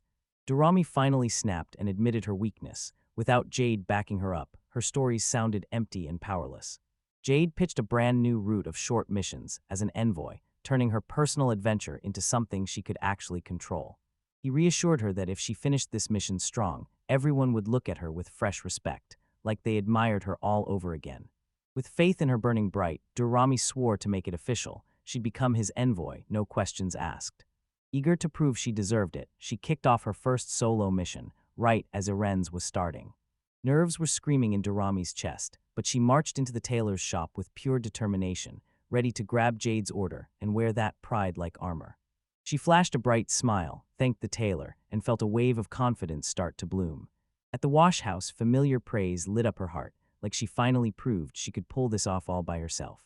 She longed to share stories once more, blazing with real missions and the lessons she'd truly earned. Right when joy lit up her chest, a savage hiss tore through the calm, ending that dangerous advance in an instant. Fists up, Dorami erupted at the bigger cat, barking demands for it to back off and leave the smaller one in peace. As the cat growled with pure menace, Dorami steadied her nerves and braced herself for battle, courage burning in flickering, worried eyes. She flinched mid-threat and threw out surrender terms, but the cat spat a hiss back, choosing violence, not peace. The cat launched forward, Dorami shrieked, and wildly flailed as that furious feline clawed its way higher. With her sword ripped away and her pride bruised, she could only stare as the cat bolted off, smug and triumphant. The cat shot up the stairs with her sword Dorami in tow, and Dorami sprinted after it, roaring with pure fury, shouting nonstop. Panting hard and completely wiped out, she finally skidded to a stop. This chase drained her spirit way more than she ever thought it would. With strangers all around and streets she didn't recognize, she finally snapped. She'd gotten lost on the way. Right when panic started to creep in, a giant hand swooped down and gently patted her head, so sudden she froze. She spun around in shock, and when that voice hit her, it felt familiar and warm, yet there was no way it should have been here. Right as despair roared, Dorami spotted it, siren and all, the familiar face of her childhood caretaker closing in. Dorami storms into Old Guild Alley, and boom, out of nowhere, he's thrown into an instant reunion with Swirn, the deadly skilled apothecary. Swirn was busy mixing medicine, and right on cue, Dorami's timing couldn't have been more perfect, because the moment she struck, an urgent personal concern had to be brought up. They choose to stick together, because out there at night, every street has quiet, creeping dangers waiting to pounce. Hand in hand, Durrami can feel the pressure of all those unsaid feelings swelling with every step. Back at home, Durrami spins a sham story, burying her real feelings under a tale about stolen swords. She thought she'd prove she could handle anything, until everything went sideways, and she ended up stranded, weaponless, and swordless. Her confidence crumbled the moment she admitted defeat, convinced her failures meant she wasn't fit to tell any adventures. With calm eyes, he reassured her and told her the truth. Every adventurer eventually gets knocked off course and has to find their way back. He replayed every one of his own mistakes and softly showed her the truth. Falling down is how you grow stronger. His words hit her hard. She finally understood that real growth isn't in winning, it's in pushing through pain and learning with every blow. Durrami's words lit a fire in him. He vowed to get stronger and thanked Sferen for stepping in. Right when they were about to start their day, a sudden knock shattered the calm out of nowhere. Garnet stood by the door, cradling something with care, her calm face hiding a mystery that sent chills down your spine. Tucked in her arms was Mamachi, this tiny little creature Durrami hadn't seen in weeks. They greeted her with open arms, genuinely grateful for her kindness, while everyone stared, stunned at how Mamaki had grown since they last parted. Grins lit every face, and they decided right then, after catching their breath, they'd celebrate the reunion with a big dinner together. Garnet lit up watching them run on pure energy, and just like that, the chat drifted into what they were about to set out on next. Onyx's sudden absence hung in the air, but she still dropped a hint, one juicy clue that begged to be chased. Digging deeper, he uncovered that Onyx had tapped into the guild's services a full 14 years earlier. At first, it was capped at 12 years, but the guild dug deeper into the records, and what they uncovered was nothing anyone could have predicted. While they dug through ancient records, it hit them. Onyx could have kept slipping across far-off borders for years. While most stayed put, Onyx grabbed the road across nations and chased the real thrill of adventure, alone. Believing in him, they swore to keep hunting until they finally uncovered the one who lit that fire in them and made them believe. They huddled close and dreamed of Onyx coming back, reunited with their crew, swapping wild stories beneath a sky full of stars. Departure day slammed into their lives, and the train rocketed ahead, yanking them straight into the start of something massive. Durrami whooped with joy, hugging Mamachi close, and felt it. Right around the corner, their destination was finally in sight. On the train, the air buzzed with excitement, yet everyone kept it down, because deep inside, some hearts were sprinting for reasons way beyond the scenery. Garnet admitted she felt uneasy. Her chest thumped with raw, anxious anticipation, not sickness, just nerves. She finally spilled the truth. This trip was for one reason. They were coming to her home, and she'd make them meet her mother right there. Even though he begged her to act like it wasn't a big deal, she couldn't stop herself. She was dying to introduce him like the real deal. With her hands pressed to her heart, Garnet blurted out that he meant the whole world to her. Overwhelmed, he still felt the spark, and swore he'd get even better for her, for everything they were going to build together. Her gentle laugh melted the tension like warm wax, and it told him, clear as day, that he was already more than enough. As the train kept chugging forward, their minds drifted to cozy warmth, sweet gifts, and handmade surprises waiting just ahead. They started knitting side by side, each making one glove for the other, building a tender little plan to trade them with care. Though, even with gloves on, Jade had to admit, he was still fighting for his life just to get that scarf finished. Reeling from his 10th rough failure, he braced for the worst. Then Garnet praised it with surprising kindness. Even though Garnet still hadn't finished hers, Jade drove himself harder and harder, just to make it better for her. When someone asked for measurements, Garnet froze for a beat. Her heart was so loud with emotion that words couldn't keep up. Blushing hard, she leaned in and asked to hold his hand, chasing closeness over getting the measurement just right. Garnet reached for his hand with the softest touch, her eyes sparkling like they held a secret, tender affection just for him. When Jade's fingers locked with his, her heart went wild. Was this real love or just her measuring him? As Jade methodically checked each finger, her hands shook with pure joy, way too overwhelmed by how intensely intimate it felt. He shyly agreed to check hers too, nerves hitting so hard he kept telling himself it was just for knitting. In silence, they locked eyes, no more excuses, just raw feelings slipping between them like a secret. As he gripped her hand, Jade couldn't help but marvel at the way it felt, warm, graceful, and stunningly elegant. Her gentle smile burst into laughter when his careful touch accidentally tickled her way more than either of them expected. Even with a shaky apology on her lips, Garnet grabbed his worries and told him, right then, that everything had fully calmed her down. Later on, they all dug into lunch together, laughing and savoring every bite as the train rattled along, with those insanely good garnet sandwiches stealing the show. Right as Durrami lunged for jam, the train jerked hard, sending the whole crowd into a panic the moment they were about to bite. The train screeched to a stop, and the conductor shouted for help, any capable adventurer on board right now. Big news hit: an enormous monster was sprinting toward the train, and if it reached them, it would swallow the whole ride and every passenger alive. Jade bursts in, blindsided by the fact that a brutal monster called the Iron Eater is wrecking the train. The Iron Eater bites straight through metal, ripping apart armored trains stronger than steel and putting everyone on board in deadly danger. Even though nobody offered a thing, no official request, no reward, Jade still refuses to back down and swears she'll wipe that monster out.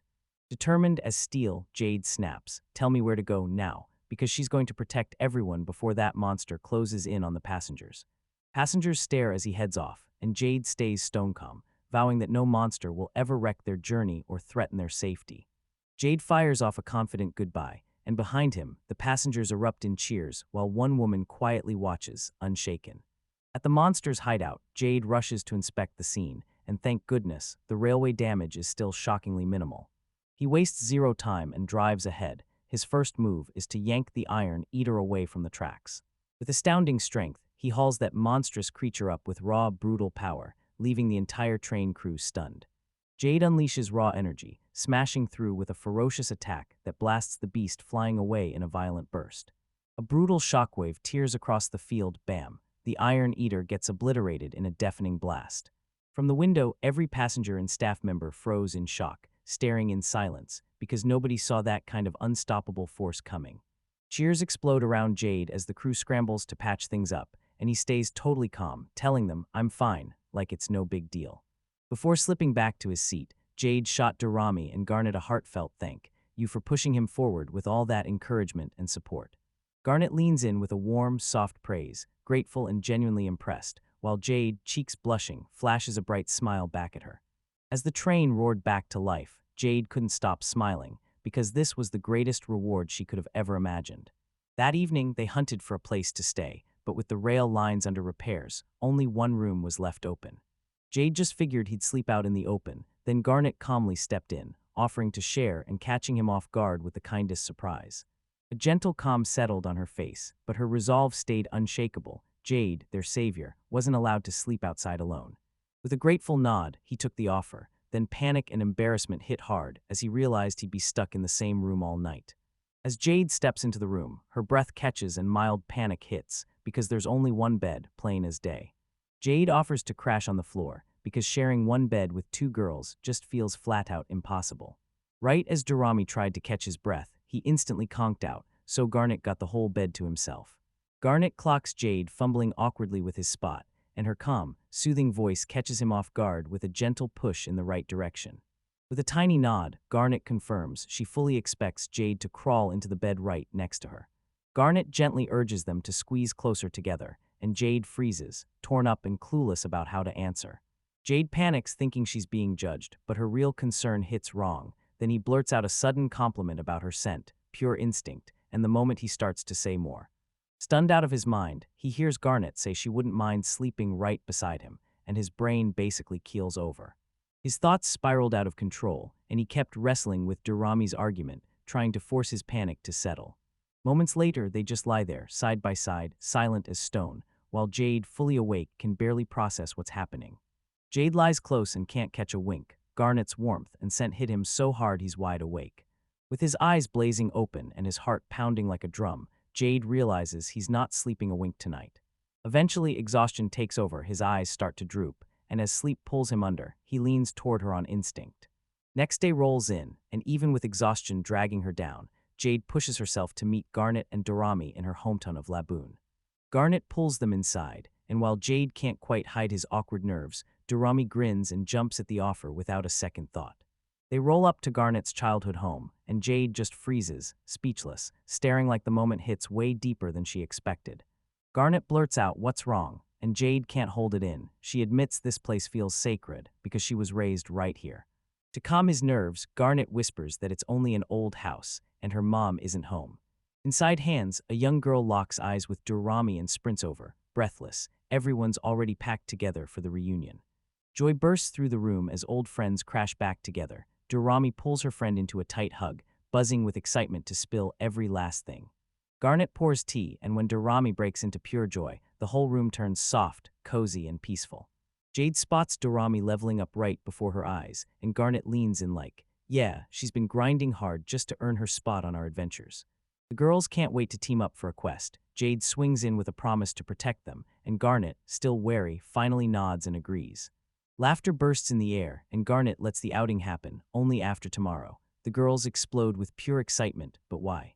As he watches them, Jade prays this trip will turn into a warm memory for them, and for himself too. In the kitchen, Garnet stays cool as she whips up a meal, and that soothing sizzle fills the quiet room like a warm heartbeat. Jade watches her own cooking like it's hypnotizing her. She looks gorgeous, but the twist in her expression feels strangely off. Worried out of his mind, he asks if she's okay, and Garnet confesses her heart won't calm down either. Nervous and squirming, Jade frets that he must look weird, and Garnet lanes in, soothing him. He's totally fine inside and out. When she calls him handsome, Jade instantly freezes, because her blunt honesty slams into his awkward heart like a tidal wave. Garnet swears her praise is the real deal, and Jade's cheeks ignite. She's so overwhelmed by Garnet's kindness and honesty that she can barely breathe. She keeps going, praising Jade's reliability, her kindness, and that unshakable calm, and you can tell she trusts her with her whole heart. Blindsided by emotion, Jade slams to the floor in shock and blurts out his love. No hesitation, no pause. Still sprawled on the floor, he blurts out his thanks for choosing him, and his feelings spill out with zero breaks all at once. Garnet leans in with a soft smile and pats his head. Jade jolts back, thrown off by how suddenly close and warm she feels. Flustered but still honest, Garnet is secretly hoping Jade will stroke her gently again, just like she did earlier. Jade reaches out and drags his hand through her soft hair, nerves sparking in him as he's completely hooked. He can't stop staring at her glowing smile, and it hits him hard. Having her happiness all to himself feels like he's got the whole world. The crew barrels back smiling from their exploration, because dinner's already on the way, and Garnet's mom should be home any minute. Right then her mother glides in like nothing happened, calm as ever, and drops a casual "I'm home" as. The moment the door swings open, Jade's heart drops, because this stunning woman is right there, Garnet's mother. As Jade stepped inside, she clocked Garnet's mother right away, graceful, kind, and radiating the steady calm that made the whole room feel safe. Nervous yet unshakable, he straightened up as Garnet's mother eyed the unfamiliar visitors with sharp curiosity. Without even pausing, he blurted out his name, and Durham's bright, friendly voice instantly melted the tension in the air. Durham praised her name, then asked for a handshake, catching Sandra off guard, yet leaving her pleasantly stunned. Sandra's heart lit up at Durham's openness, and she smiled, soaking in the real warmth from that lively young girl. Trying to make a great first impression, Jade handed Garnet's mother heartfelt gifts, like she truly meant every word. He busted out a huge pile of stuff that shocked everybody, and he'd planned it all down to the last detail to make sure nothing would ever feel awkward or out of place. Even with all his effort, anxiety still crawled into Jay's mind, and doubt hit him hard. Were his actions really natural, or just way too much?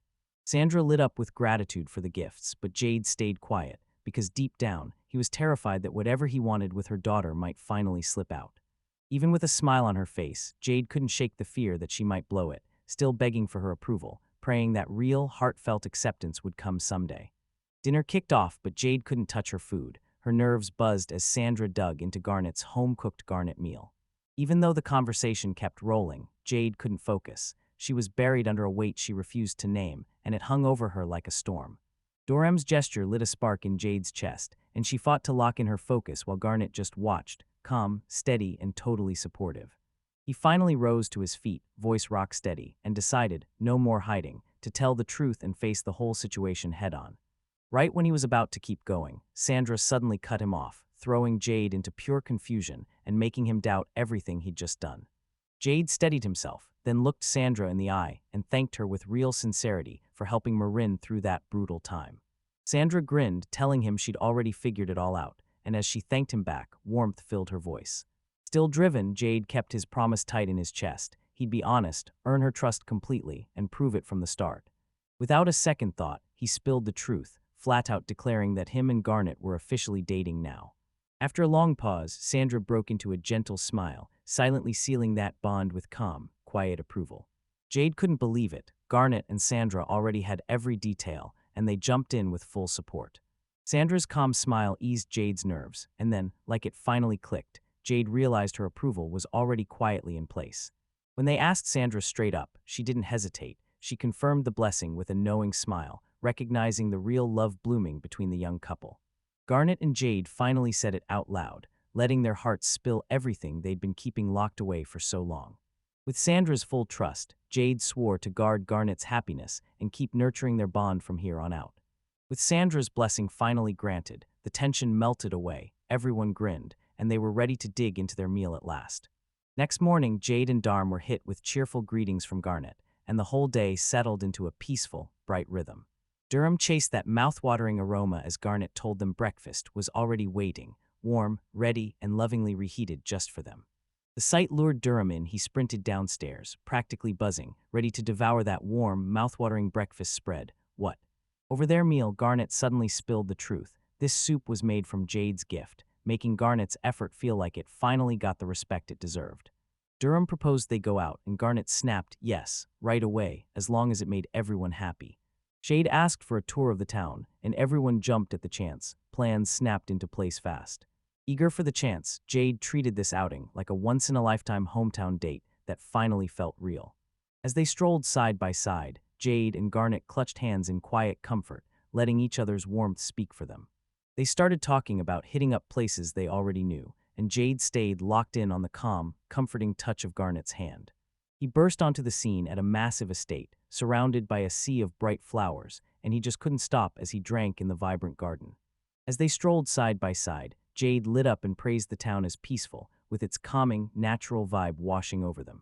Durham caught sight of wall drawings, and Garnet lit up, telling him the town lives for plants and has an artistic tradition to match. They pushed closer to another towering mansion tucked behind a brick wall, standing there immaculate and impossible to miss. The group stumbled onto Kamshi's home and found it used to belong to a legendary painter from centuries back. Garnet spilled every detail about the painter's travels and what sparked his art, all while they stared at murals crawling across the old walls. Then her father. Father once stared at those paintings so hard that it lit a fire in his chest. Then he up and chased the world, determined to become an adventurer himself. The whole group just stood there, silent and stunned, soaking in every crack, story, and masterpiece carved into that grand old house. Suddenly, Durham grabbed Jade's attention with shaking excitement, practically yelling for him to rush into a nearby shop and witness something wild. Jade's jaw dropped when he spotted a tiny statue of himself on display, shockingly detailed, bursting with flair, and Jade couldn't even finish his sentence. Jade stared at the statue and realized it actually looked like him, and while pride bubbled up, a wave of awkward embarrassment followed right behind. To his surprise, Garnet stepped up and offered to buy the figure, her quiet little move screaming affection. As Jade hesitated, Dorm snatched it up like a lucky charm and grabbed it with both hands, no doubts at all. They kept browsing side by side, and the whole place felt warmer and brighter, laughter bursting in the air as they strolled inside. Inside the toy shop, Garnet's mind flashed back to her father, scooting her in here once just to grab art supplies. Jade spotted the same drawings at Garnet's place and suddenly understood. Her childhood had been packed with creative sketches all along. She remembered the days she tried and failed to draw real portraits because her father always mugged for the camera with those over-the-top, ridiculous faces. Even with cheeks burning, Garnet clung to one thought. Her dad was proud and proudly passed her drawings around to the townspeople. Tension snapped tighter as they dug into Onyx's years-long silence, 12 years with zero contact, and it was downright terrifying. Jade whispered a vow to find Onyx at any cost, refusing to stop until she uncovered where he was. A tense quiet settled between them, and their eyes said everything, filled with unspoken thoughts, shared worry, and the kind of concern that wouldn't let go. Garnet smiled at him, her voice soft but firm as she reminded Jade that every second they had together truly mattered. They stood shoulder to shoulder, fingers locked, bracing for whatever the next shock threw at them together. Jade soaked up peaceful days in Garnet's hometown, and with every shared meal, she slowly forged a real bond with Sandra. Elsewhere, Durrami and Morin charged into monsters with grins blazing, trading laughs and blows in field quests that forged their skills and their friendship harder with every win.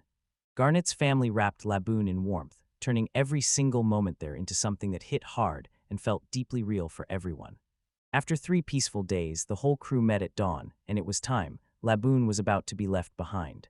With a warm, honest smile, Sandra waved them goodbye, genuinely grateful they'd come, even if their time together was short. Right before they split up, everyone swore they'd be back fast, with fresh stories and gifts for Garnet, while Sandra pulled Garnet into a fierce hug, reminding her to bundle up tight in winter so she wouldn't catch something, and she was instantly moved. With that little gesture, she slipped into the hug and soothed Sandra, promising she'd take care of everything.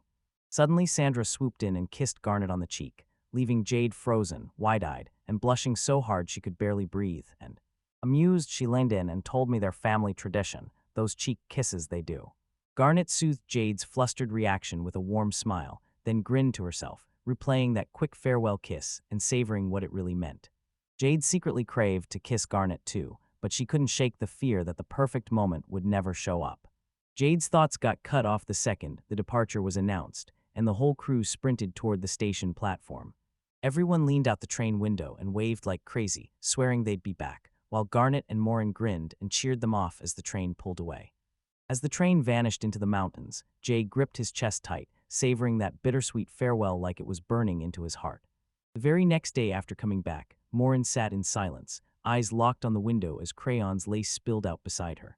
Jade pushed for a full week of rest, still nursing everyone's battered bodies after that brutal trip home. Morin sagged over her sketches, shouting that her art had sucked the life right out of her body. When he asked her to go out, she practically sparkled. Then she showed off her real plan, scouting browsing weapons all over town. She blindsided him with one more demand. She was shopping for armor too, fully committed like a real adventurer training for the next quest. Jade leaned in and asked Dorami, softly but surely, whether her sudden hunger for adventure was more than just curiosity. Jade froze at first, then smiled, because he actually noticed. She just told him it was always crystal clear from how she acted. He pulled her in close and reminded her how thrilled she'd been during the quest, then asked if she'd go talk to the king. Harami admitted she wanted to join them too, but her voice cracked, hesitation and doubt flooding in as she struggled to commit. With her hand resting on her dragon crest, she finally blurted out her biggest fear: she might not be worthy. Jade told Dorami dragons could earn crests too, and that single detail smashed the idea wide open in her mind. He talked about a rare monster that could wield flower crests, and Dorami's eyes lit up with pure awe. Jade exposed the crest for the crystal orb, and it traced back to a terrifying beast called the Devil Devil.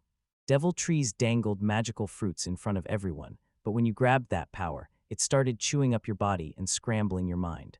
Their manstone held the power to grant crests safely on its own, so even monsters like Dorami, not just humans, could get one without a hitch. Dorami finally caught it. She could pull off a flower crest, and her dream wasn't out of reach anymore. Jade's support lit a spark in her chest, and she burst into joyful cheers, sure she could finally become a true adventurer. Jade's chest tightened, her grit hit him like a time machine, yanking him straight back to his childhood, where dreams burned bright and the future felt wildly within reach. She bolted to change into fresh clothes, while he mapped out a meeting with the king to get the approval they needed. Even with her dragon form boosting her confidence, he still prayed she'd master real self-defense techniques, because safety can't be left to luck. Dorami strutted down in her finest dress, while Jade doubled down on his promise to back every dream. Outside the royal castle, Jade's stomach flipped as she wondered, would the king actually approve a dragon's wish to go adventure? Thinking Jade had shown up to take the throne, the king mistook his arrival for a royal takeover as the rightful successor. Jade smiled politely and turned it down, saying the Raymai Natty were here today for a personal request. Dorami strode up to the monarch with unshakable confidence, greeting him with full formality after what felt like an eternity.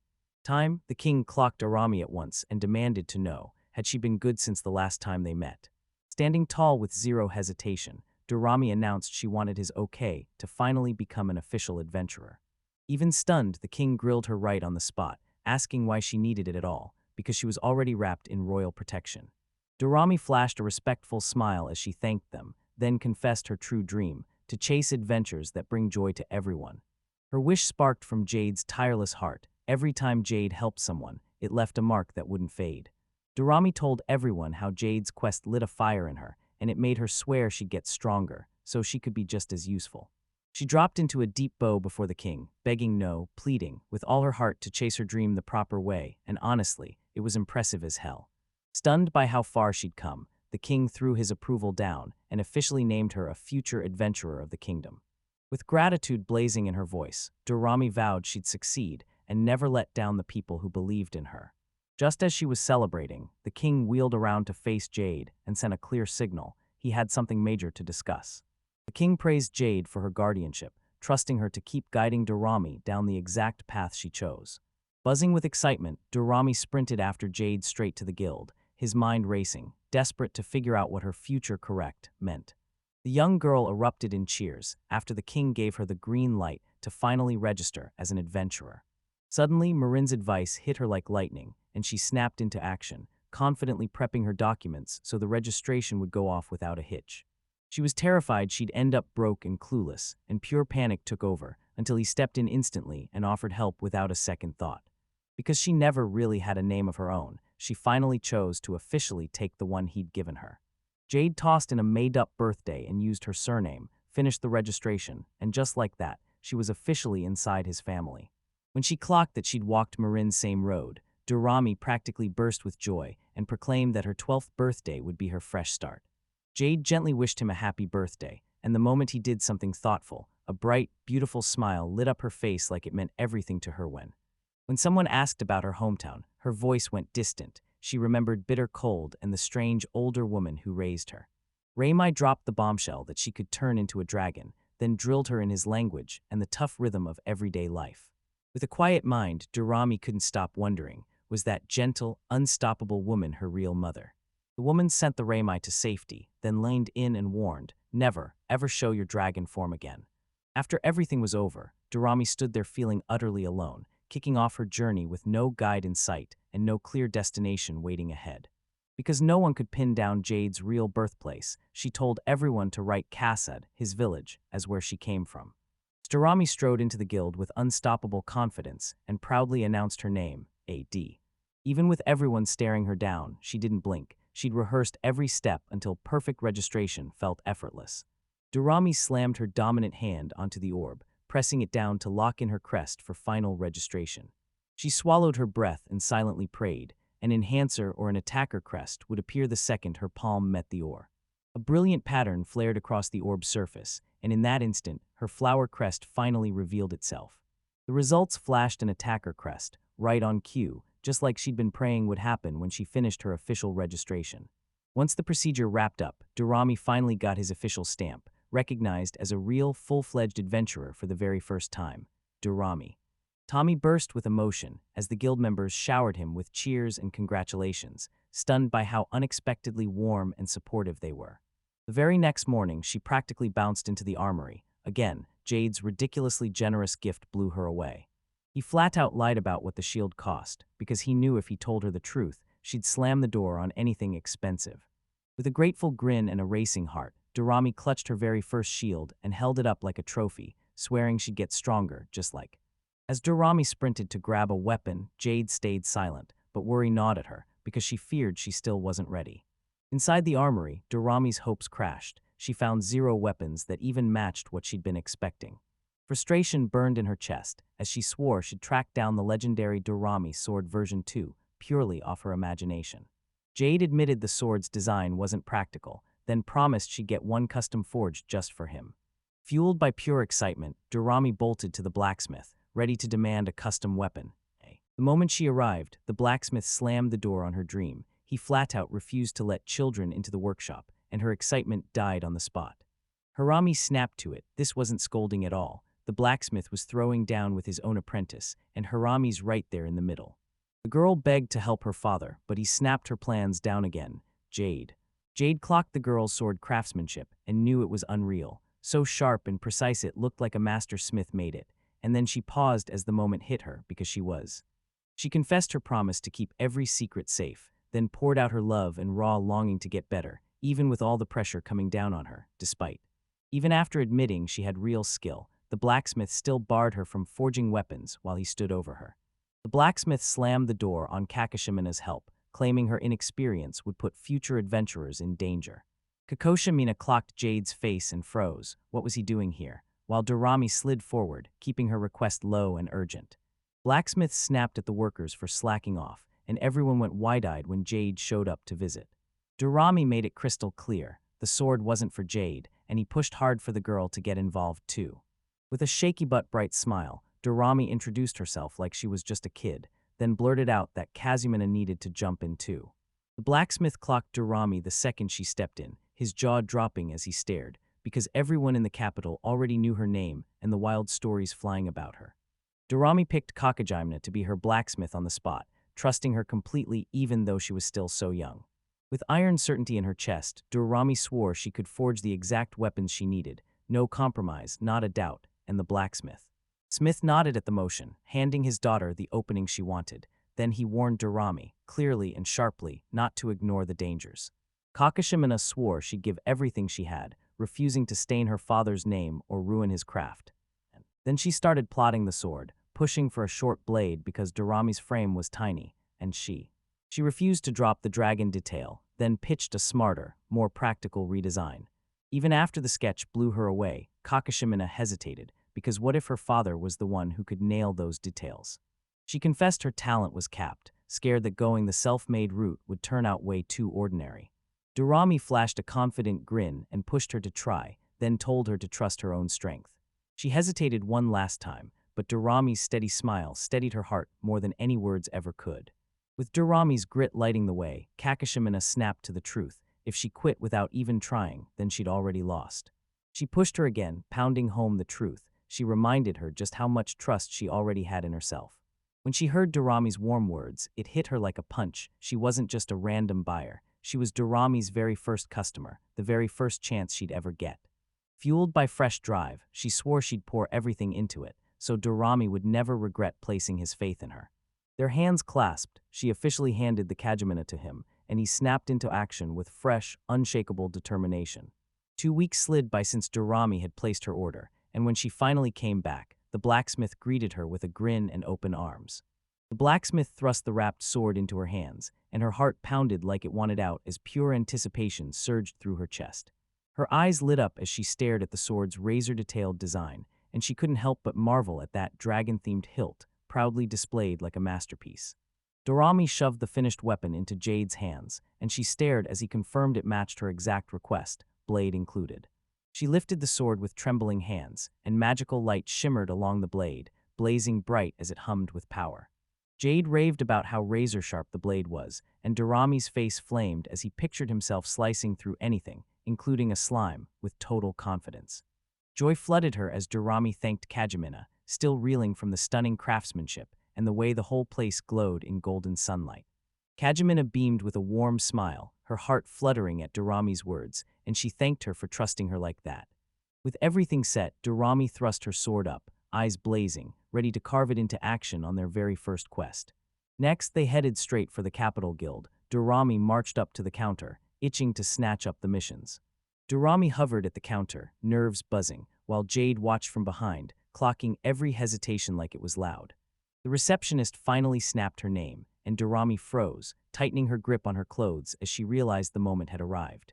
Jade flashed a smile, remembering how Garnet ran things like a pro, and even while she helped newer adventurers like Durant, she stayed calm, locked in, and unshaken. Raimi's Garnet still glittered, and her gentle expression never once shifted. Her calm presence still poured out the same warm comfort she had years ago. When Garnet flicked her eyes toward Dorami, Jade couldn't stop herself. She was blown away by the way Dorami, instantly filled the air with pure presence. Garnet's gentle smile knocked Jadov off guard. His heart sprinted, overwhelmed by her calm warmth, cheeks burning with a blush. Flushed and rattled, Jade swore he'd protect Dorami, praying Garnet would finally see his unwavering devotion and stay close. With crystal-clear instructions, Garnet snapped at Dorami, "Finish your mission, then bring the slime's mana stone back." Dorami bolted toward Jade, practically vibrating with excitement, because her very first official quest lit up with pure, radiant joy. A blink of time later, Jade and Garnet locked eyes and traded a quiet smile, like we're still connected. A slime shimmered on the horizon, and Dorami, shield up, knew her ambush was about to kick off. Worse luck, her shoe crushed a twig, and that sharp snap yanked the slime's attention straight onto her. Panicking, Dorami thrust her sword up high and screamed as she lined up an all-out frontal strike. She swung too late. This time the slime hit first, slamming into her chest and shoulder with a nasty bounce, and the frustration lit up in her gut. Dorami clenched her fists so hard her knuckles went white, and without a second thought, she burst into action, ready to unleash her brand new water magic right now. Dorami ripped out a burst of water magic, and a bright glowing seal snapped into place as raw energy tore forward. Her spell snapped into place perfectly, and with that impact fueling her, she lined up one last blast to end it for good. To her shock, the slime gulped the water down and swelled up bigger. Jade even broke down how the hydration effect worked. Repeated blows battered her until she sagged. Swords and spells weren't cutting it, so she knew she had to switch tactics fast. And just like that, no warning, empowered slime surged forward again, and Dorami snapped her shield up, bracing with pure urgency. With no other choice, Dorami launched a fearless punch and poured raw power straight into her fist. The slime lurched backward in midair, then she surged forward and slammed another explosive hit. They just stared, mouths open, no magic backing her up at all, yet Dorami fought on with pure, unbreakable willpower. Breathing hard, she dug her heels in, then unleashed her last strike, blasting the slime clear into the hills, while tears poured down her face. Welled up as she spun toward Jade, then she declared, with fierce pride, her first victory. Dorami clutched the mana stone like it was pure treasure. Her first quest was finally over, and now her journey was ready to erupt back in town. She savored a sugary little treat next to Jade, riding the rush of that small, but absolutely real win. Jade realized those earned rewards hit different, and Dorami leaned in with shining excitement as he pitched where they should go next. They needed potions fast, and they were ready to thank Swearin, because he once helped Dorami when she got totally lost. Swearin. She skipped into the apothecary with a bright smile, because not every fight leaves you standing there unbroken. Sometimes you need healing, supplies, and a whole lot of thanks. Dorami breezed in smiling, then suddenly froze, because a mysterious woman had materialized, drenched in eerie splatter. Shaking with fear, she demanded answers, because her thoughts instantly screamed the worst, swelling hurt or someone getting thrown into danger. Relief hit Jade the second she spotted the woman, Swiren's grandmother, here only to see how things were coming along. Once the confusion finally cleared, Dorami leaned in and told her real plan. She didn't want answers anymore. She wanted potions, because she's adventuring now. Ku handed her the potions, then shot a warning straight through the moment. Use top-tier supplies with care, not reckless waste. While Ku was scrolling for trip ideas, Dorami tossed out Laboon, this gorgeous calm paradise that sounded like a dream. With excitement blazing, Dorami painted Kamishi's hometown in vivid strokes, and Kuhu hung on every word, until Jade snapped the moment into something far more urgent.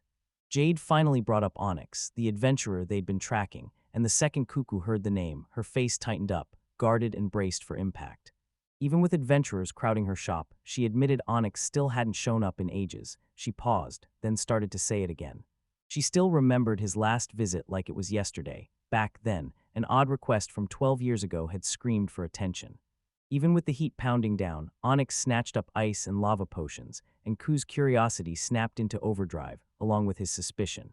He tossed out his destination, the Ice Kingdom, and the words have haunted him ever since the coup. The Ice Kingdom sat wrapped in snow all year, way off the map, cold, brutal, and so feared that adventurers almost never dared to go.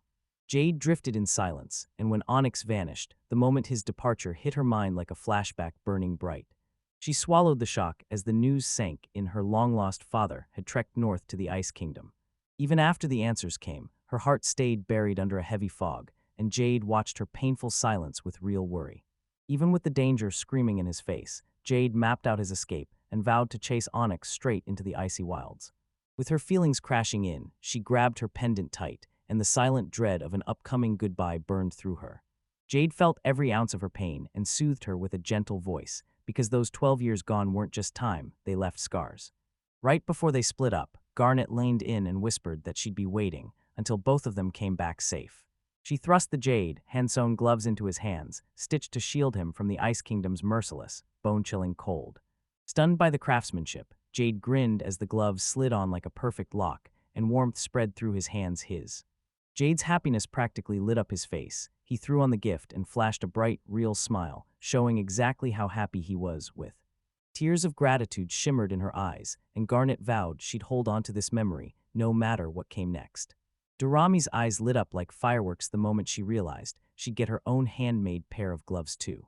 Jade swore she'd finish Dorami's gloves on the road, and she set aside a fresh ball of yarn just for the job. Under the starry sky, Garnet waved them off, then froze, because Jade started slipping away and she couldn't finish her goodbyes. She snatched for her pendant, and Jay froze. She felt the hesitation in her bones. Jay spun back, worry etched on his face before she could even get the words out. She took his hand so softly, but the feelings crashing through her were so intense they left her words drowning.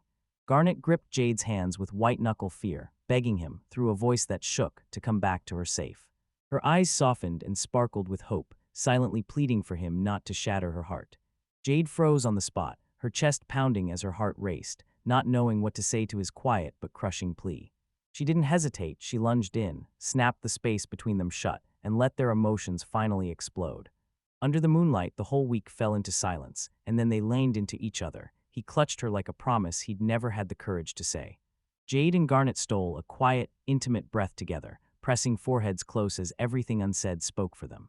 Their fingers laced together, sealing that promise in the soft glow of the stars. Then they had to let go and go their separate ways again. As they disappeared from view, Garnet let out a faint smile and clutched the warmth of their shared promise, left. Alone in the dead quiet, she clasped her hands tight, desperate to choke down the pain surging inside her. So now you're lovers, and every parting still stings, because distance always drags sorrow back in, even when your love won't break. Alone in the moonlight, Garnet replayed earlier in her head, so close to kissing Jade it still burned on her lips. She clutched her pendant, heart pounding, wondering when she'd finally find the courage to say what she truly felt. Keeping her voice locked in her chest, she bowed to her limits and clung to hope that they'd come back safe and fast. By morning, their journey finally kicked off. Jade and Dorami slipped away, and Garnet had to stand back, watching from a distance. They pushed through endless forests and jagged snowy peaks, following a freezing trail straight into the Ice Kingdom. Just a week into the road, Dorami couldn't stop shaking as the brutal cold finally crushed through and took over. Her throat went dry. Before them stretched the snowy Ice Kingdom, mysterious as a curse, brutal as winter, and stunning enough to hurt your eyes. Fighting the biting wind and sharp frost, Jade yelled for shelter, and Dorami, teeth chattering, agreed on the spot. Jade spotted it nearby, and even pointed out a hot spring there to warm everyone up. The innkeeper shoved the door wide open and welcomed them in, wrapping them in cozy warmth and a much-needed escape from the brutal northern cold. Dorami beamed and laid out their quest plans, and the innkeeper immediately leaned in to grill them about their adventurer status. She heard the village didn't have a guild, and with pride blazing, she shot her hand up to flash her crest. Even with her tiny body, Dorami proudly named her attacker, Crest, like it was a badge of honor, and the innkeeper couldn't help but admire the fire in her. The innkeeper cracked a grin and showed off his 5-petal enhancer crest, the one he'd earned through years of brutal, hard-won experience. Time slowed his body, but it couldn't dull the weight of his past. Dorami just stood there, staring at how unstoppable his strength was. The innkeeper leaned in and told us how the younger villagers slip out to work, pushing the idea that the capital is where you'll find real chances to adventure. Jade leaned in, listened like it mattered, thanked the man from the bottom of her heart, and started rethinking their next stop with serious caution. Caution in the air while Dorami slept like nothing could touch him, Jade stayed up in total silence, studying hard and plotting their next strike with razor focus. Studying the map, Jade's eyes widened. She realized the capital was way past those mountains and deep forests. To track Onyx, they'd have to charge through deadly terrain. Every step ahead would grind their strength to the bone. Jade clenched his resolve. Whatever it cost him, he was going to find Onyx, and Garnet be damned if he didn't. Clutching the map like it was everything, he motioned Garnet to hold still and swore they'd come back with answers. 12 long years after Onyx's journey kicked off, they finally settled in for the night, right there in a silent, snow-covered village. They clawed their way through the brutal cold, finally soaking up warmth again. Now they started planning to head straight for the royal capital. Both adventurers soaked in the hot spring and couldn't stop praising it, while the manager stared off, overwhelmed with nostalgia, remembering the town's wilder, livelier days. The manager laid it out plain. The young generation packed up and fled, and all that was left was an aging, shrinking workforce. When Jade heard labor shortages were wrecking the lumber work, they jumped in to help with the logs, then hit the road again, still bound for their capital destination. Worried sick for everyone's safety, the manager blared a warning. Dangerous monsters were prowling around the forested work zones. Just as worry threatened to spread, Jade's companion swaggered in and declared, loud and proud, that he was a rank 10 adventurer. The manager's jaw dropped when it hit him. Jade was the legend everyone in the Sundell Kingdom whispered about. His legend lit a fire in the young villagers, driving them to chase adventure, without realizing it was quietly ruining their homes. Jade threw himself into a sincere apology, and the manager, still moved, thanked him for lighting a spark of hope in the village's youth. And those wild rumors about Jade's victories lit a spark in the village kids, driving them straight toward lives of adventure. You once froze with fear and wouldn't leave, but now the manager has thanked Jade for lighting the spark of courage. Even though Jade chased his own selfish goal, he suddenly saw that all those unintended consequences lit a spark in other people. Proud of his choice, Jade nodded with confidence and stepped in to help. His strength had everyone believing again. While they scouted the trees, the measurements and directions kept tripping them up, and that last stretch of daylight was vanishing fast. Delivering firewood to Yuki at the village's edge was now part of their assignment. As they pushed deeper into the woods, they stumbled on a huge snowman standing there all alone, and the whole thing felt wrong. Neither of them expected to stumble on a snowman, and the moment it appeared, the quiet forest suddenly felt way too strange. Jade darted forward to chop the tree while she left the weight behind, watching every twitch with sharp, cautious eyes. She glanced back uneasily, and the snowman looked closer, way closer, even though logically it shouldn't have moved. To her shock, the snowman snapped to life, legs forming as it loomed menacingly in the snowy forest, and she froze. Stunned to the core, he stared in disbelief, then panic slammed into him when that snowman suddenly moved. She panicked and bolted straight to Jade, breathless as she explained how that creature moved and how it twisted into something that was suddenly alive. Instead of cracking it open, they froze, staring at that snowman like, "Did the innkeeper make you?" And that doubt hung in the air, trailing off. They snapped back to work and picked a towering tree to chop, since it was heading out for firewood delivery. Out of nowhere, that friendly snowman twisted into a nightmare monster and lunged straight at Jade. They only noticed when it was already too late. The snowman had slipped into disguise to mask its horrifying true form. As the monster lunged closer, they snapped into battle mode, spells flying, voices locked in, and a desperate defense that wouldn't break. The beast fought her magic tooth and nail, so Jade shot in at once, ready to intercept before any harm could strike. Jade didn't even think. She launched forward and slammed a crushing punch right into the monster's charging body. Jade snapped her guard up against the snowman's crushing fists, slipped away in a blur, and then cocked a devastating counterattack. His crushing strike hit dead-on, boom, lights out for the fight, and the noise vanished into sudden, eerie silence. As the victory cheers thundered, she spotted Jade tucked his hand away. There was no mistaking it. He'd been hurt in the fight. Durrami refused to take any magical help. She vowed to forge herself stronger, using nothing but her own effort.